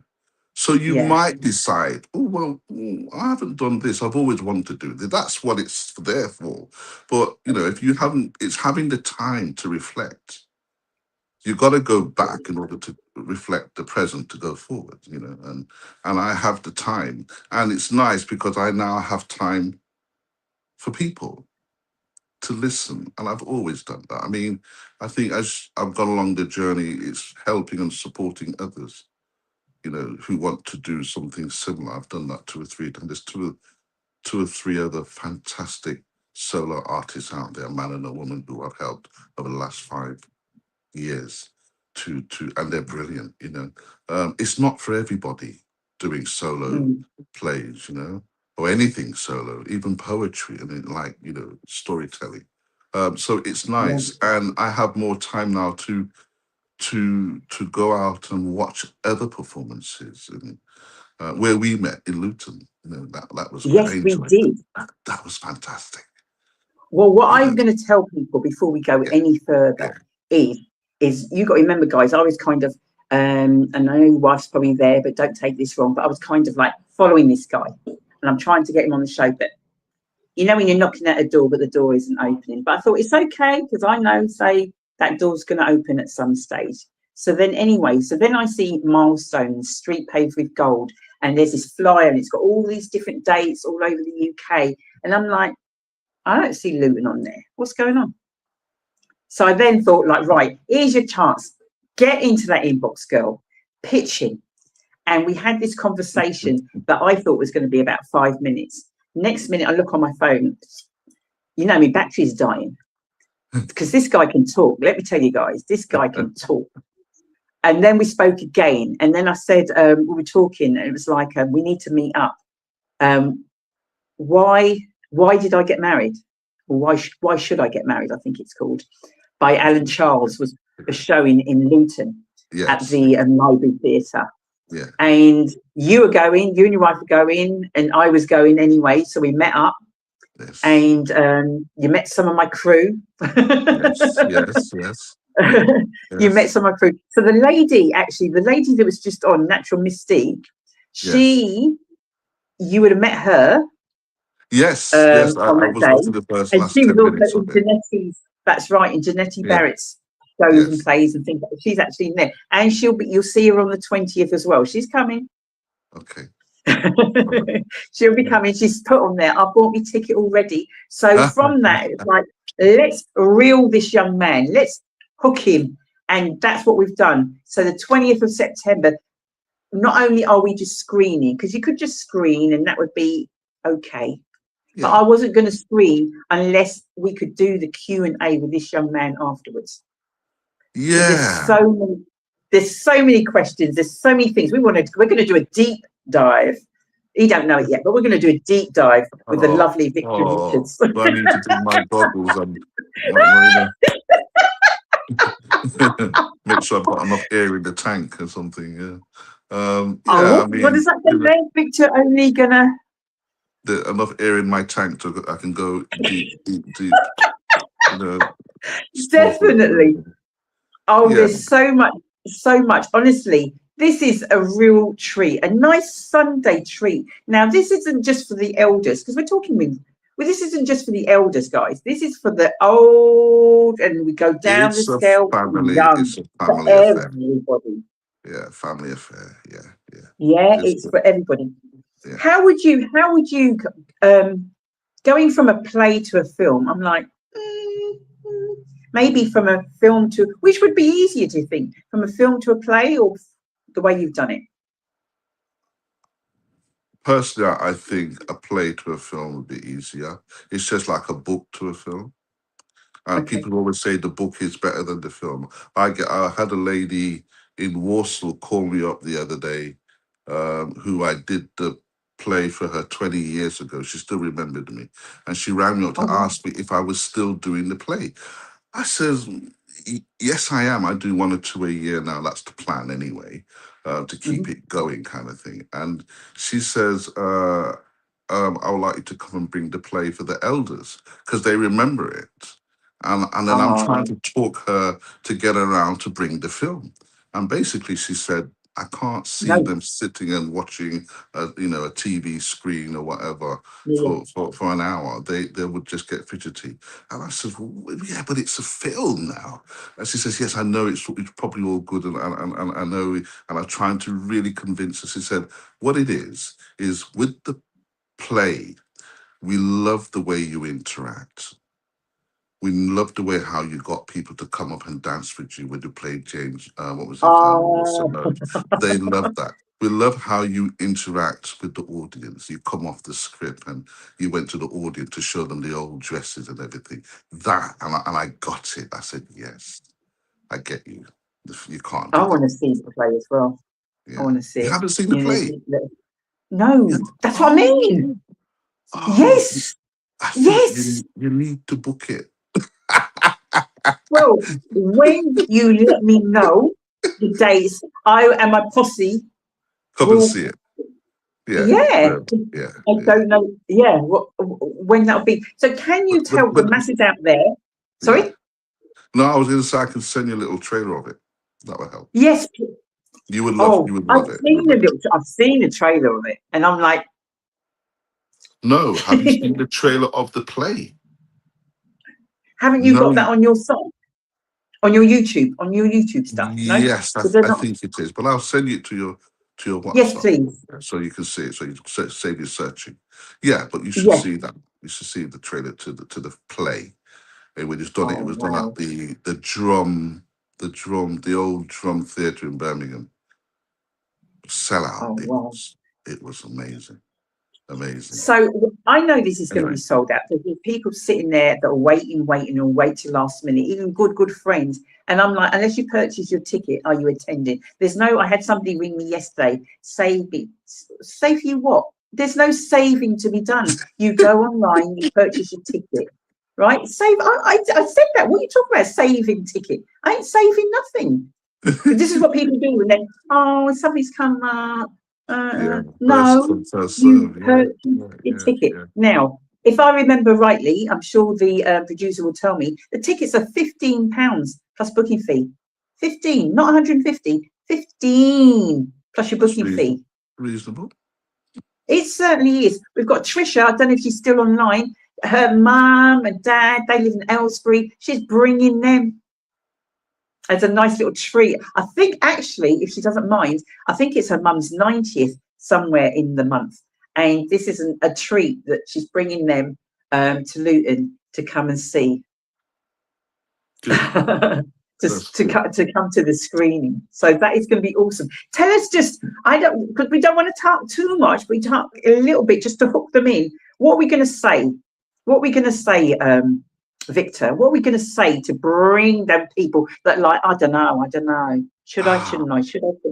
I don't know. I just think if I start, I'll probably say too much. I think I'm going to leave that to you, really. I am. Because you said we're not going to talk about the film. That's what you said. We're going to have a real talk. And I'm having a real talk. We're going to talk about the film. They could go to my website and they can see the trailer themselves. They all know. They've probably heard from their friends. We've done over 20 performances and half of them have been sold out. So I think the word is going around, Dee. Come on. Victor, tell them the quickest sellout that you've had. Wasn't it Manchester? And they sold out in a day? Manchester, yes. It was probably about 5 or 6 weeks ago. They put it up and in 24 hours they sold out. That's never happened before. 3-4 weeks, yes, but that's quick.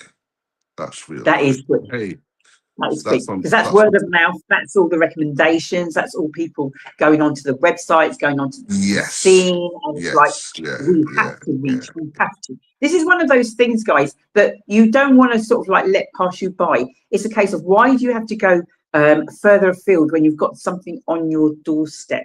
There you go. Okay, we've got a wicked venue at the Library Theatre. And these guys are actually, because the library, they were closing that theatre down. But these are all volunteers and people that have like, do you know what? Save our theatre, save our theatre. And they've got together and they've got volunteers that keep the theatre going. So you're supporting the theatre also as well. Now, Victor, I just want to say your voice. What about it? But you already know this. This is like listening to, yeah, it's like, come on, guys, you masses out there, you know, say what I'm saying. Hasn't he got one of those voices that are like, oh my gosh, Uda? I You've got a live northern with it accent. Of course you've got every day. It's just a such voice. such a calming voice. Yeah. One of them put you to sleep voice, right? Yeah. Now I'm shutting down. Now I'm not talking as much. So no, but Victor, did you say, or did I just imagine? Had you been, or maybe I'm saying something I shouldn't be saying, so tell me, shut up, Dee. Been contacted by I don't know who about doing voiceover with your voice, but somewhere big. Am I imagining that? Yeah, probably. I don't know what you're talking about. Honestly, I don't. What are you talking about? I don't know. I mean, if you ask me, have I done voiceovers? Yes. Have I done enough? No. Would I like to do more? Yes. I love You know what? I might poetry. as well stand Yeah, down. You're but doing the interview on your own. no, but I'm only joking. no, I don't know. Nobody's contacted me anyway. Are they that not? Why? See, maybe that's me just manifesting. That's what that is. Yeah, okay. That's me manifesting and putting it out there to the masses. You know you need Victor on your... Yeah, all right then. All right, next question. Okay. Do you know what? No. I'm not asking you no more. I think this is gold plus. So if you're not there, trust me, don't worry about it. It's okay. It's okay. But those, if you are going to reach, the information is on the screen there. It is all over on our social media. So our Facebook, our Instagram, our TikTok, our everything. It's also, if not, it's going to be on the milestones. Is it? I don't know if it's website or social media. Yeah, website. On Yeah, we've got it pictures. everywhere. Yeah, Facebook. It's website, everywhere. There's no way you can't not know about this. Oh my gosh. We are going to fill it. We don't do standing room at the Library Theatre. I'm sorry, they don't do standing room. So if you do not purchase your ticket, it's not a case of we can it's not that kind of something where we're going to squeeze you in and you stand up there. So no. And you will miss the Q&A with this young man. And we are going to do a deep dive. OMG, I cannot wait. I'm not talking to you anymore, Victor. Let's just freeze the screen and let's just look at Victor for a moment. Let's just freeze the screen. So this is my need. What I would love for you to come to me at the end of the night and said to me, if somebody says to you, well, you probably know before, because people tend to know that they're sold out. What happens is they get phone calls telling them they can't get tickets. So you probably, long story short, you probably have to do it again at some point. Somebody's going to be very, very annoyed they were able to get a ticket. I probably imagine that. But that's their own fault, Victor. That is their own fault. I do not take any responsibility for that. If the demand is there, not a problem. I'm sure it will be. This is gold. Producer Shelley, where are you? This is producer Victor, who you've not met before. This young lady produces all of the shows. She is also a director of Simply Deez events. That's my organisation. So naturally, she'll be causing trouble on the day. So you'll know most faces. You got anything to say to the famous Victor Richards, Shell? Just tell him watch out. Don't let us say anything. You don't have to say anything. Don't make us say anything. It's okay. No. It's all right. No, she didn't realise she's on mute, but she's laughing. Her husband's probably tickling her toes. What are you like? Look, Oh, is that the time already? Is it? Yeah. Is that the time? It's after 9, We Dee. love You said you. half Have I an been on for hour. so long? Gosh. Oh my gosh. Do you see how I'm so naughty? Yeah. Do you see Yeah. that? Victor's can't wait till the day I'm going to get proper told off. Victor, we will be catching up so soon you won't believe it.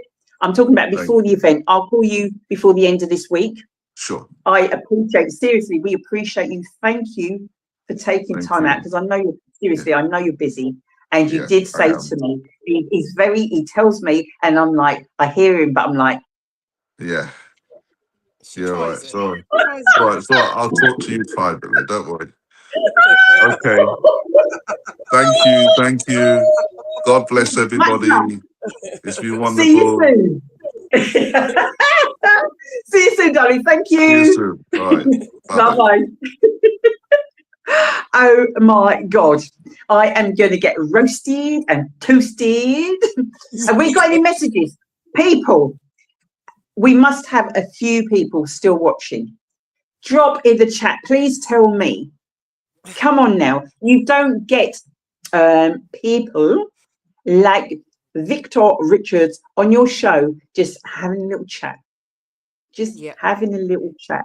And I'm going to chat to him next week. If you read his bio, if you read what he has done, and do you know what? I didn't know he had any connection whatsoever with Menelik Shabazz, but it's only because he was talking about the old times and that. And I was thinking, Shell, if you ever get to see, or I don't know if you, but Burning an Illusion. So Soul Scene, who we've had on the show before, they screen every month, and they showed Burning an Illusion. And I think because I saw, from the Orange Picture Club.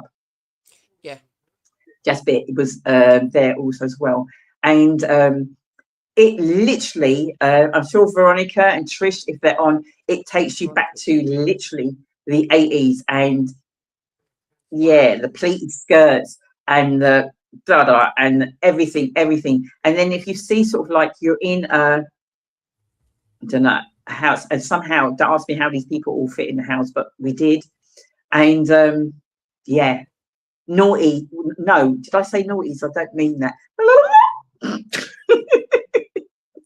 But yeah, I think they called it dancing, but I don't think they called it dancing. That's when they used to say, do you remember? Well, you might not know, Shell, but this is what they say. The wallpaper was there one day, and then after the party, the wallpaper gone. Because they rub it off. Leash, I don't know whether you can relate to any of this. It might have been past your time, honey. It might have been after your times. But Trish, I don't care what you say. You know what I'm talking. You're probably the worst culprit. I was about to say that. I'm sure she's going to comment if she hasn't already. She gone roast my ass. I'm telling you now. I have not got a clue what you're on about. Or when you Google it, you'll be going like, rah, is that what she's talking? Who's that? Veronica. Jesus Christ. Yeah. Rub off the wallpaper. In it. Thanks, Dee and Shell. Oh, an enjoyable show. Oh, bless you, V. Bless you. It's just one of them. It's rub off the wallpaper, and then you went that little bit further along, which is, I suppose, a little bit more me. But it was because all the guys would be wearing the hair gel. So you'd get hair gel everywhere. So it'd be like, I know what you were up to. Oh. This we're going to talk these things. We're going to talk some things for another time, purely just due to circumstances. We're going to talk for about another 5-10 minutes, and then we are going to be out of here. Shell, I'm sure going across, we have got all the information. Because you know what I hear all the time, and I know you hear it too. I did not know. Yep.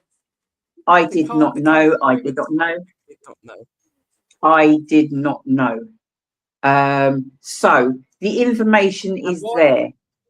While you were talking, I did think, because we were saying about where could we share this, because it's such an important story, Yeah. And to have it as a film, and the way, I mean, yeah, like everyone's sort of says, oh, it's Windrush again and but it's not.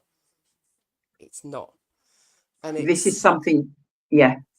yeah, and it's kind of, I suppose it's this going back to the thing of what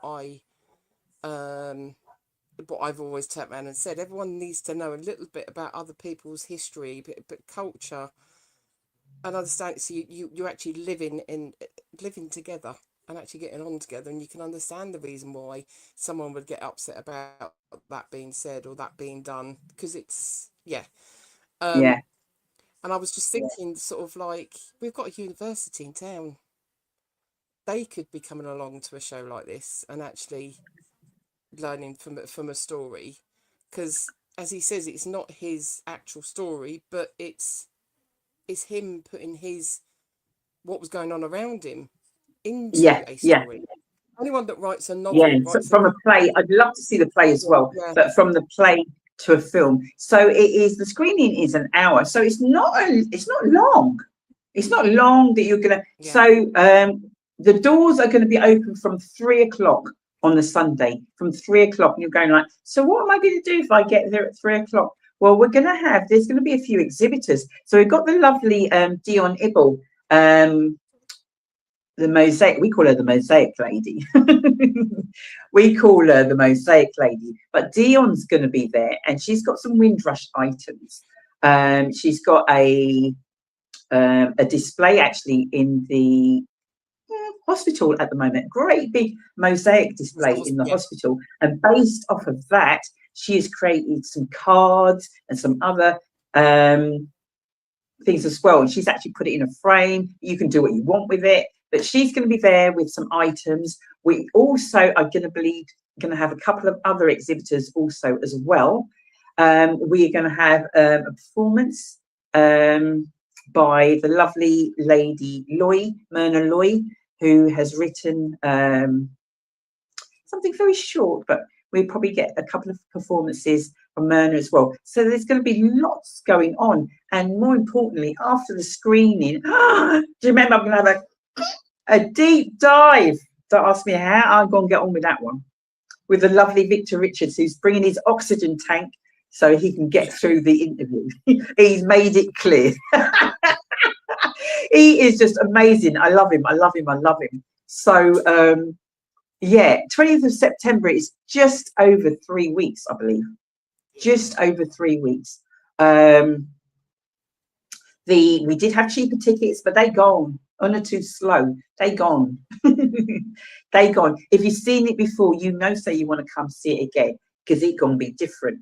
Same screening, but the Q&A ain't going to be the same. The audience isn't going to be the same. The vibe is not going to be the same. And you know, if you've been to any Simply Deez events before, we're bringing a different kind of energy. We are bringing a different kind of energy. We're not going to bring any singing at all, are we, Dee? I love you, but if you notice, I can't say the words that you want me to say, so I can't say what you want me to say, Shell. I can't. She's trying to get me to promise something that I can't guarantee, guys. She's asking me, am I going to sing? If you know me, guys, if you know me, put in the chat. If you know Dee Bailey, am I going to sing on the 20th of September? Yes or no? What do you reckon? Shell's going like. Yeah. I'm not asking you if you want me to sing. I'm saying, will I? Not do you want me to? There's a difference. Yeah. We have There's gone a to difference. theatre shows, and you have got up and you have been singing and dancing, and it's not even our place to actually get up and sing and dance, but you were. Is that so? There's a couple of times actually you've done it. Now I'm thinking about it. Excuse me, were you not joining in? Yeah, exactly. Exactly. Look at that. She's forgotten about that. She wants to throw the shade at me, guys. Let's throw it right back at you. I've seen her singing and dancing at the cinema, boogling down the aisle. Oh, yeah. Can you not find that clip? You not got it somewhere. Yeah. Do you know what we need? What we need to do, and this is going to be work for you, Shell, but at some point, how do you do a reel of just reels of different, so many different things? What do you, montage? Is that the wrong word? Yeah. We'll have to put an archive of anarchy together, because that's all it is. Yeah. And put one of those things, bleep, bleep, bleep, bleep, so they understand it's. But this is real, and this is real life, and I think Leash was saying, giving thanks every day. Tish, see, Tishy's put, yes, you will. Tishy's coming. She's already got a ticket. My mum's coming. Oh, good. Mumkins is coming. It's a nice, do you know what? Sunday afternoon, you know you ain't doing anything. I'm going to church. You're going to church in the morning. You ain't going to church in the afternoon. I'm going to church in the afternoon. We'll go in the morning so you can come in the afternoon. Starting at 3. When I say starting, doors will open at 3. There will be the exhibitors and a few, who knows what might be going on before then. So I suggest you get there before. But we will be screening at 4. And after screening, we will be having a Q&A up close and personal, live, not via video link, live in person. See if you can get a little photo in there, guys. Me and Shelly are. We gong. We'll think about Cecile. We'll think about the third member. If it's after a walk, she probably won't be able to stand anyway.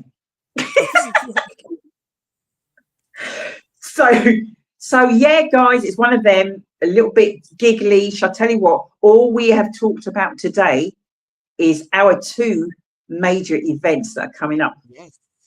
Our 2 major events. That's taken up literally the whole show. That's how big, huge they are. So 20th of September, Milestones, streets paved with gold. I think it's 3 till 6. But yeah, ticket stalls, all the information there. If by any chance you don't know, you missed something, you know how to get hold of us. Let us know, because I'm telling you now, when them tickets are gone, like somebody ringing me yesterday, save me. I ain't saving no one no ticket. If you want a ticket, you buy a ticket. That's as good as it's going to get. Can't be saving. Can you imagine? You got 30 tickets and then I can't make it. No. Bring your friends. Don't forget, and it's not just like about bringing the elders, bring the young ones as well. Because when I say young ones, I'm talking about those in their 30s. I'm talking about those in their 20s. I'm talking all nationalities, all ethnicities. We've talked about this already. How many times? There's no way, I don't care who you are, there's no way you're going to attend this and say, I knew all of that. There's nothing I've learned new. You're going to take away something that you didn't have prior to coming. I know we will. And we all go, we will. So you certainly will also as well. Super excited. Yeah, we had that when we did the One Love film screening. Oh my God. They thought they knew the music. They thought they knew the man. I mean, I know a lot, but I didn't know some of how. So much. Yeah. And that was and even dancing we've done so many. Do you know what? When we look back, if there's going to be a way, and we're going to put together, and if you look and see the amount of things that we've done, when we talk, we always like, oh, International Women's Day and Men's Day, and we've helped. We've done all of those, but do you know how we've done quite a few screenings? Mm-hmm. We did the Barrel Children, and we were sold out at the Hat Factory, and that was something else. And we had Nadine White come along, and she shared. And there's people that came from London, there's people that came from Slough, there's people that came from all over. We're bringing a different vibe, a different energy. Please come and support. And it's not about supporting simply Deez. It's about supporting us as a community. Us as a community doesn't mean just Luton. It is far and wide. It is just bringing people together and just having an amazing time. And well, all of that jazz. So excited. Victor is going to kill me. I need to put him on block. Obviously, he's not listening. Bouncing. Yeah, you're I hope not. Oh yeah, he gonna ring me tomorrow. If he doesn't ring me tonight, he gonna ring me tomorrow. I'll be working. Hi Victor. Postman D. So that is 20th of September, guys. Sunday, the 20th of September. Let's take you a couple of weeks afterwards. This is how much. So you've got to remember, we ain't really going to even have a chance to recharge ourselves, because in the meantime, this is being worked on also as well. We've got exhibitors. I know Veronica is going to be exhibiting at the bookcase. Woo! I know Trish is going to be exhibiting at the bookcase. Woo! Working on and just securing a couple of book launches that are going to be taking place. Woo! Woo! This is how amazing this is. So if you are watching and you know somebody that has got a product, and I remember Trish, I hope she won't mind. Trish used to just make cushions and curtains and doors, and I'm like, this is all great, but I'm like, what are you doing? Is that it? And she's like, what? And I'm like, I need to be getting out there and selling it and da da da. And her journey started, and now she's like, she's everywhere. That girl everywhere. Yeah, I'm doing this. Yeah, I've gone in this shop. Oh, she did the bookshop, didn't she? Yeah. Yeah. And this is how it is. It's all infectious. So if you know somebody's got a product or a book, please either get their information or pass them our way, or whatever the case might be. They may wish to exhibit on the day. And certainly, if you know of a young person, 16 and under, who has either got their own business, you're thinking, oh, 16 and got their own business. Well, you'd be surprised. That's why you need to reach to see that there are quite a lot of young people who have got their own businesses. And there are quite a lot of young people, again, throwing the net out there. If you are a young author and you've written a book,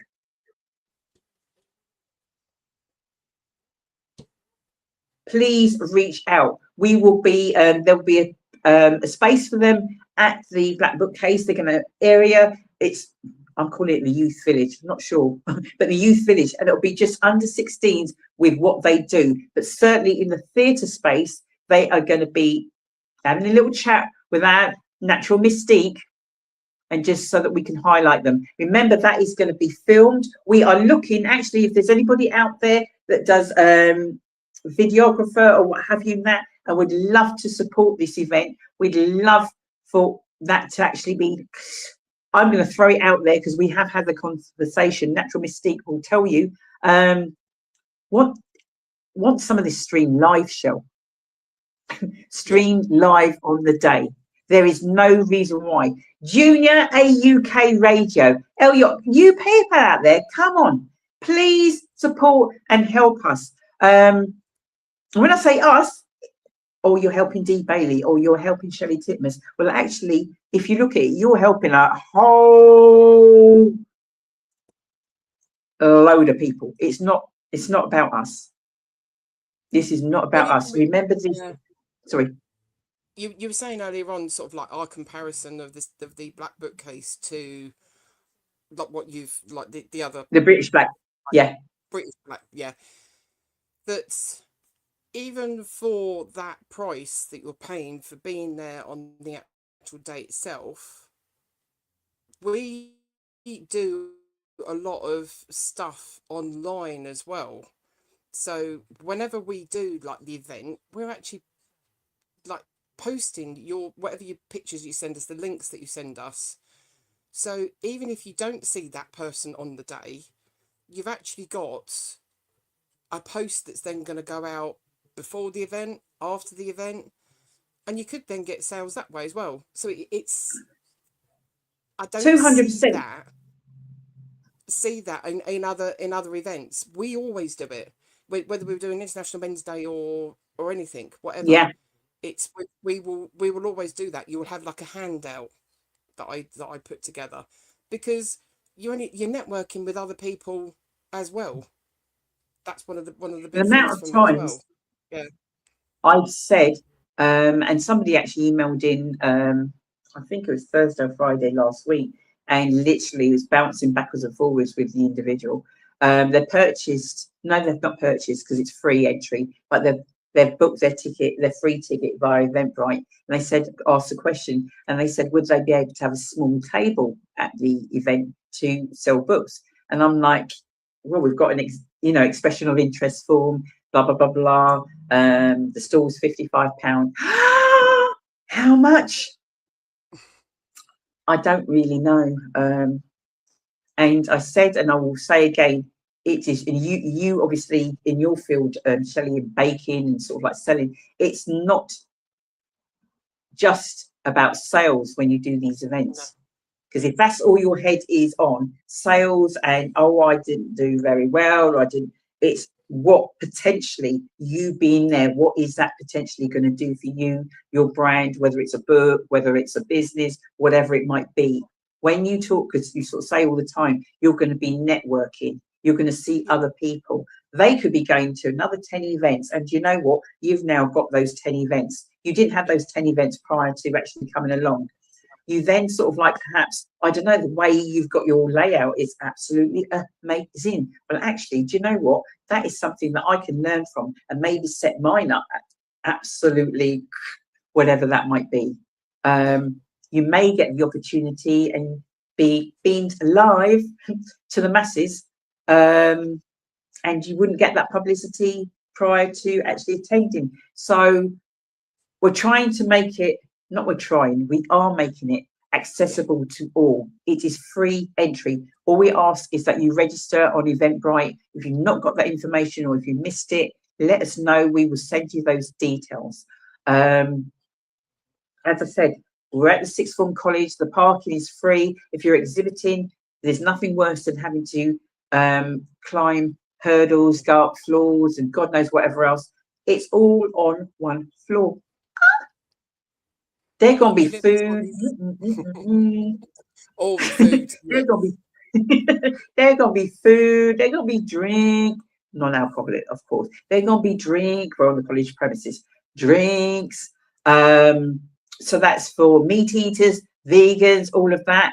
All my fingers and toes and everything is crossed. I do believe I've secured an organization. I'm not going to say their name just in case. Crumble. They make crumbles. Oh my gosh. Heaven. Everyone that doesn't know, I bake, but I cannot bake for this woman because she would just have crumble. That's the only thing. And even when we go out for our meetings, for a meal, it has to be crumble on Isn't the it? I am so fussy, and I. So fussy. I know. But yeah, crumble. Yeah, so many different things. So many people are coming through. We appreciate you. The bookings is not going to be open forever. I'm just letting you know now, guys. Please, you might be my bestie, but if you haven't booked, you're not got a table. That's how it's going to work. You've not got a table. We're busy. We're busy people. You busy, Shell? She busy. So before we go, next month, October, which is, I believe, the 6th of October, is going to be dedicated to the Black Bookcase. So we're going to have the people that are launching their books, they're going to be here. If we're lucky, we might get Natural Mystique back on, and we may get a few other people all related to the Black Bookcase. Please watch out, because we are going to be bombarding everything. Read Aware, Mr. Read Aware, Travers, hopefully he will be on. I hope he should have been on Lenny's show last Saturday, but that got postponed. So I believe it's this Saturday he's going to be on the show. If he is, I'll be sharing that out. Please join the show, engage, and all of that, and support. So he is doing masses behind the scenes right now. Obviously, you've seen him on the day, but doing masses behind the scenes. And he's super excited as well. You don't need to hear that otter sound. I don't know why I did it. But in October, the actually, let's talk about September and then go on to, as in what Cecile's doing, if you've got anything for that, and then talk about what you're doing in October with total wellbeing, sorry. Yeah, I did have it up and then it's now closed. Hang on. Let's right, so we talked about Ticey a bit earlier on. Ticey is what did we say that we were going to call her? She's like an ambassador. She's like the face I of. think She is a patron, whatever it is, for Stepping Stones, the charity that's in Luton. That's actually then looking after women. So substance misuse, domestic abuse, range of things. and yeah, We've there's raised all those funds for kind of them bits. before, haven't we? Yeah, We've raised funds, yes, I know. yeah. Mm-hmm. They're actually doing on the 19th of September, so the day before, like our showing, a Shiro walk. So it's hero with an S at the front. So they are doing that from 1 till 4 around Wardown Park. And it's just open to everyone. So it's a family-friendly event, like sponsored walk. Registration is just £10. I don't know whether you have to walk a particular distance.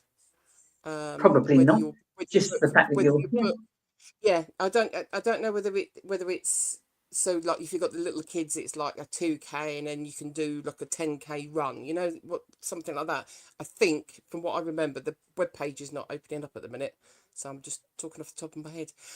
But yes, so round Wardown Park, 19th of September, sort of the afternoon. So yeah, so you've got that's then going on. Stepping Stones does an amazing thing, and it does the children's services as well. That was one of the other things that I didn't say. So they've got that coming up. The other event that we've got coming up, it was on Mental Health Awareness Day. For my mate Naz. Where she's then sort of like changed jobs, and now sort of like works with total wellbeing. They're doing a mental health awareness day. So they've got people from general public and professionals. Again, it's at Luton Library Theatre. And they're just talking about things that are affecting your mental health. So that's on the 9th of October. It's during the day, isn't it? Yes, during the day. Yes, yeah. And weirdly, I was speaking to her because I bumped into her. I was saying how things were getting on and stuff, and she was going to try and get someone to talk about PMDD. But it kind of fell through, or it didn't quite work out, or she hasn't quite heard back. And I said, well, you do realise. She goes, well, that's the reason why I was asking you. So I am going to be talking about what PMDD is and how it actually affects your mental health, because it is a mental health thing and not a gynae thing. And as part of that, I actually then explain how it personally affects me, how, like, day to day, when it's those particular weeks, because it is just before your period and your luteal phase and things. So yeah, so I'm doing a talk about PMDD, because I'm setting up the group for the PMDD project, which is the first UK charity set up specifically for PMDD. And they're starting up local groups across the UK. So I'm doing the Luton stroke Bedfordshire. Good timing. Yeah. So yes. So that's going to be a big one. And then the day that we do our Black Bookcase is a day that the Luton Irish Forum, because I help out there, one of the ladies was going to Lucy Learning Centre. She goes, I don't think I know where it is. And I said, well, I've done a couple of events there. If you want me to come with you, so you've got an extra pair of eyes to like work out how you want the room to look and all that kind of stuff, because they're working with the St Kitts, is it St Kitts and Nevis Association? Yeah. Yeah. I was trying to think if was it them two that was together then? Yeah. They're doing an afternoon tea dance kind of thing. So they're doing a mixture, and they've done it once before. So it's a mixture of like the Irish dancing and Caribbean dancing. So because you do your line, basically your line dancing, isn't it? It's the steps. Yeah. And they're doing it sort of like as a proper afternoon tea, and it's because it's the 100th anniversary, Black History Month. So they're doing it as a 1950s dress up. You'll get anyone that goes along, and if you win, you get little prizes. So you've got some of the music going on, and you've got some of the traditional tea kind of thing. We were talking fruit punch, but yeah, that we was then trying to say to Auntie that was there as well, no, it's not going to be alcoholic. No, we can't do it alcoholic. But yeah, so that would be a good one. That'd be a good one as well. But yeah, unfortunately, it's the same day as we've got our black bookcase, so I can't go. No, she can't. I can help them do bits, but yeah, I can't actually go. Yeah, it's the same, because it depends on the timings. That's when you can sort of like support one another. Do you know what I mean? Go to one event and then go to the other, or something. Because I think Jenny Lyons does something in October. We've sort of like had. Yeah. I think we had. Do you remember when we done the Black Cultural Market at the Hat Factory, and then after that went to afterwards? Or they came from there to ours, and yeah. So yeah, that's about supporting where you can. Yeah. Supporting where you can, guys, because not everybody, for whatever reason, will want to go to whatever event, but we still will share the information that we have about anything else that's going on. Yeah. So options, and we just ask you to share. That's all we can do. So we are busy. So we're going to sign off, because Shelley don't believe me when I said we're going to finish before 10 today, and I can't say it and it don't happen. It's going to happen. She got things to do. Trust me, things to do. So Anne Cecile, who's not here, she's not on the show, but she is flying the flag, and Nikkei and Shelley on the Simply Together show every Tuesday lunchtime, 12 to 12:30, where there's lots more gossip, chat, what's going on, what's happening in the world. That all happens there. So if we can, we'll get some of the people from the forthcoming events. They potentially may turn up on that show also as well, and give you another perspective. But when we come back next time, we're sharing with you, maybe we'll get Chris Burford and some other people on. It'd be great to find out how that goes on Saturday. And yeah, I've finished babbling now. I need a drink. Empty. Finished packing my bag. Packing your bag, packing any other bags. I'll go away with my pajamas like Mum did once. Oh, bless you. Before we go, before we go, just got to give a massive thanks to our host for the Black Bookcase, Natural Mystique. It is. Looking forward to her bringing the flavors and the flavoring for that, and also for the one and only, if I haven't upset him too much, Victor Richards in the house. G Bailey. Yes, Victor. So funny. So funny. You said half an hour. I did, didn't I? It's funny as hell. Funny as hell. You gonna roast my ass. We'll see how early. How early? What? Go pack your bag, Will. You're never too, you're never too big for a beating. Is that what he said? Tell him I said go pack his bag. I'm saying that to you, Victor. Oh. I think what's the other about? Yeah, I'm still early. So yeah. So thank you to our guests. Thank you to Shelley Producer and all the amazing stuff that she's doing out in the community. Some of the stuff is under the radar. People don't know. Some of the stuff we do, you guys, we don't put it out there. There's a reason we don't put it out there. We don't want to get locked up. Only kidding. Sending much love to those that, in all seriousness, that are not where they'd want to be right now, that are not well, need all the love, the prayers that we can give. Please, please, please. It's not just about us, it's about others as well. We've got people within our crew sending massive love to all of those also as well.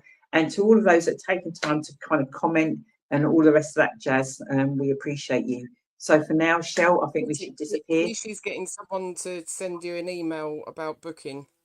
I can see it in the chat. About booking what? Chris Burford? Black Bookcase. No, Black Bookcase. Oh really?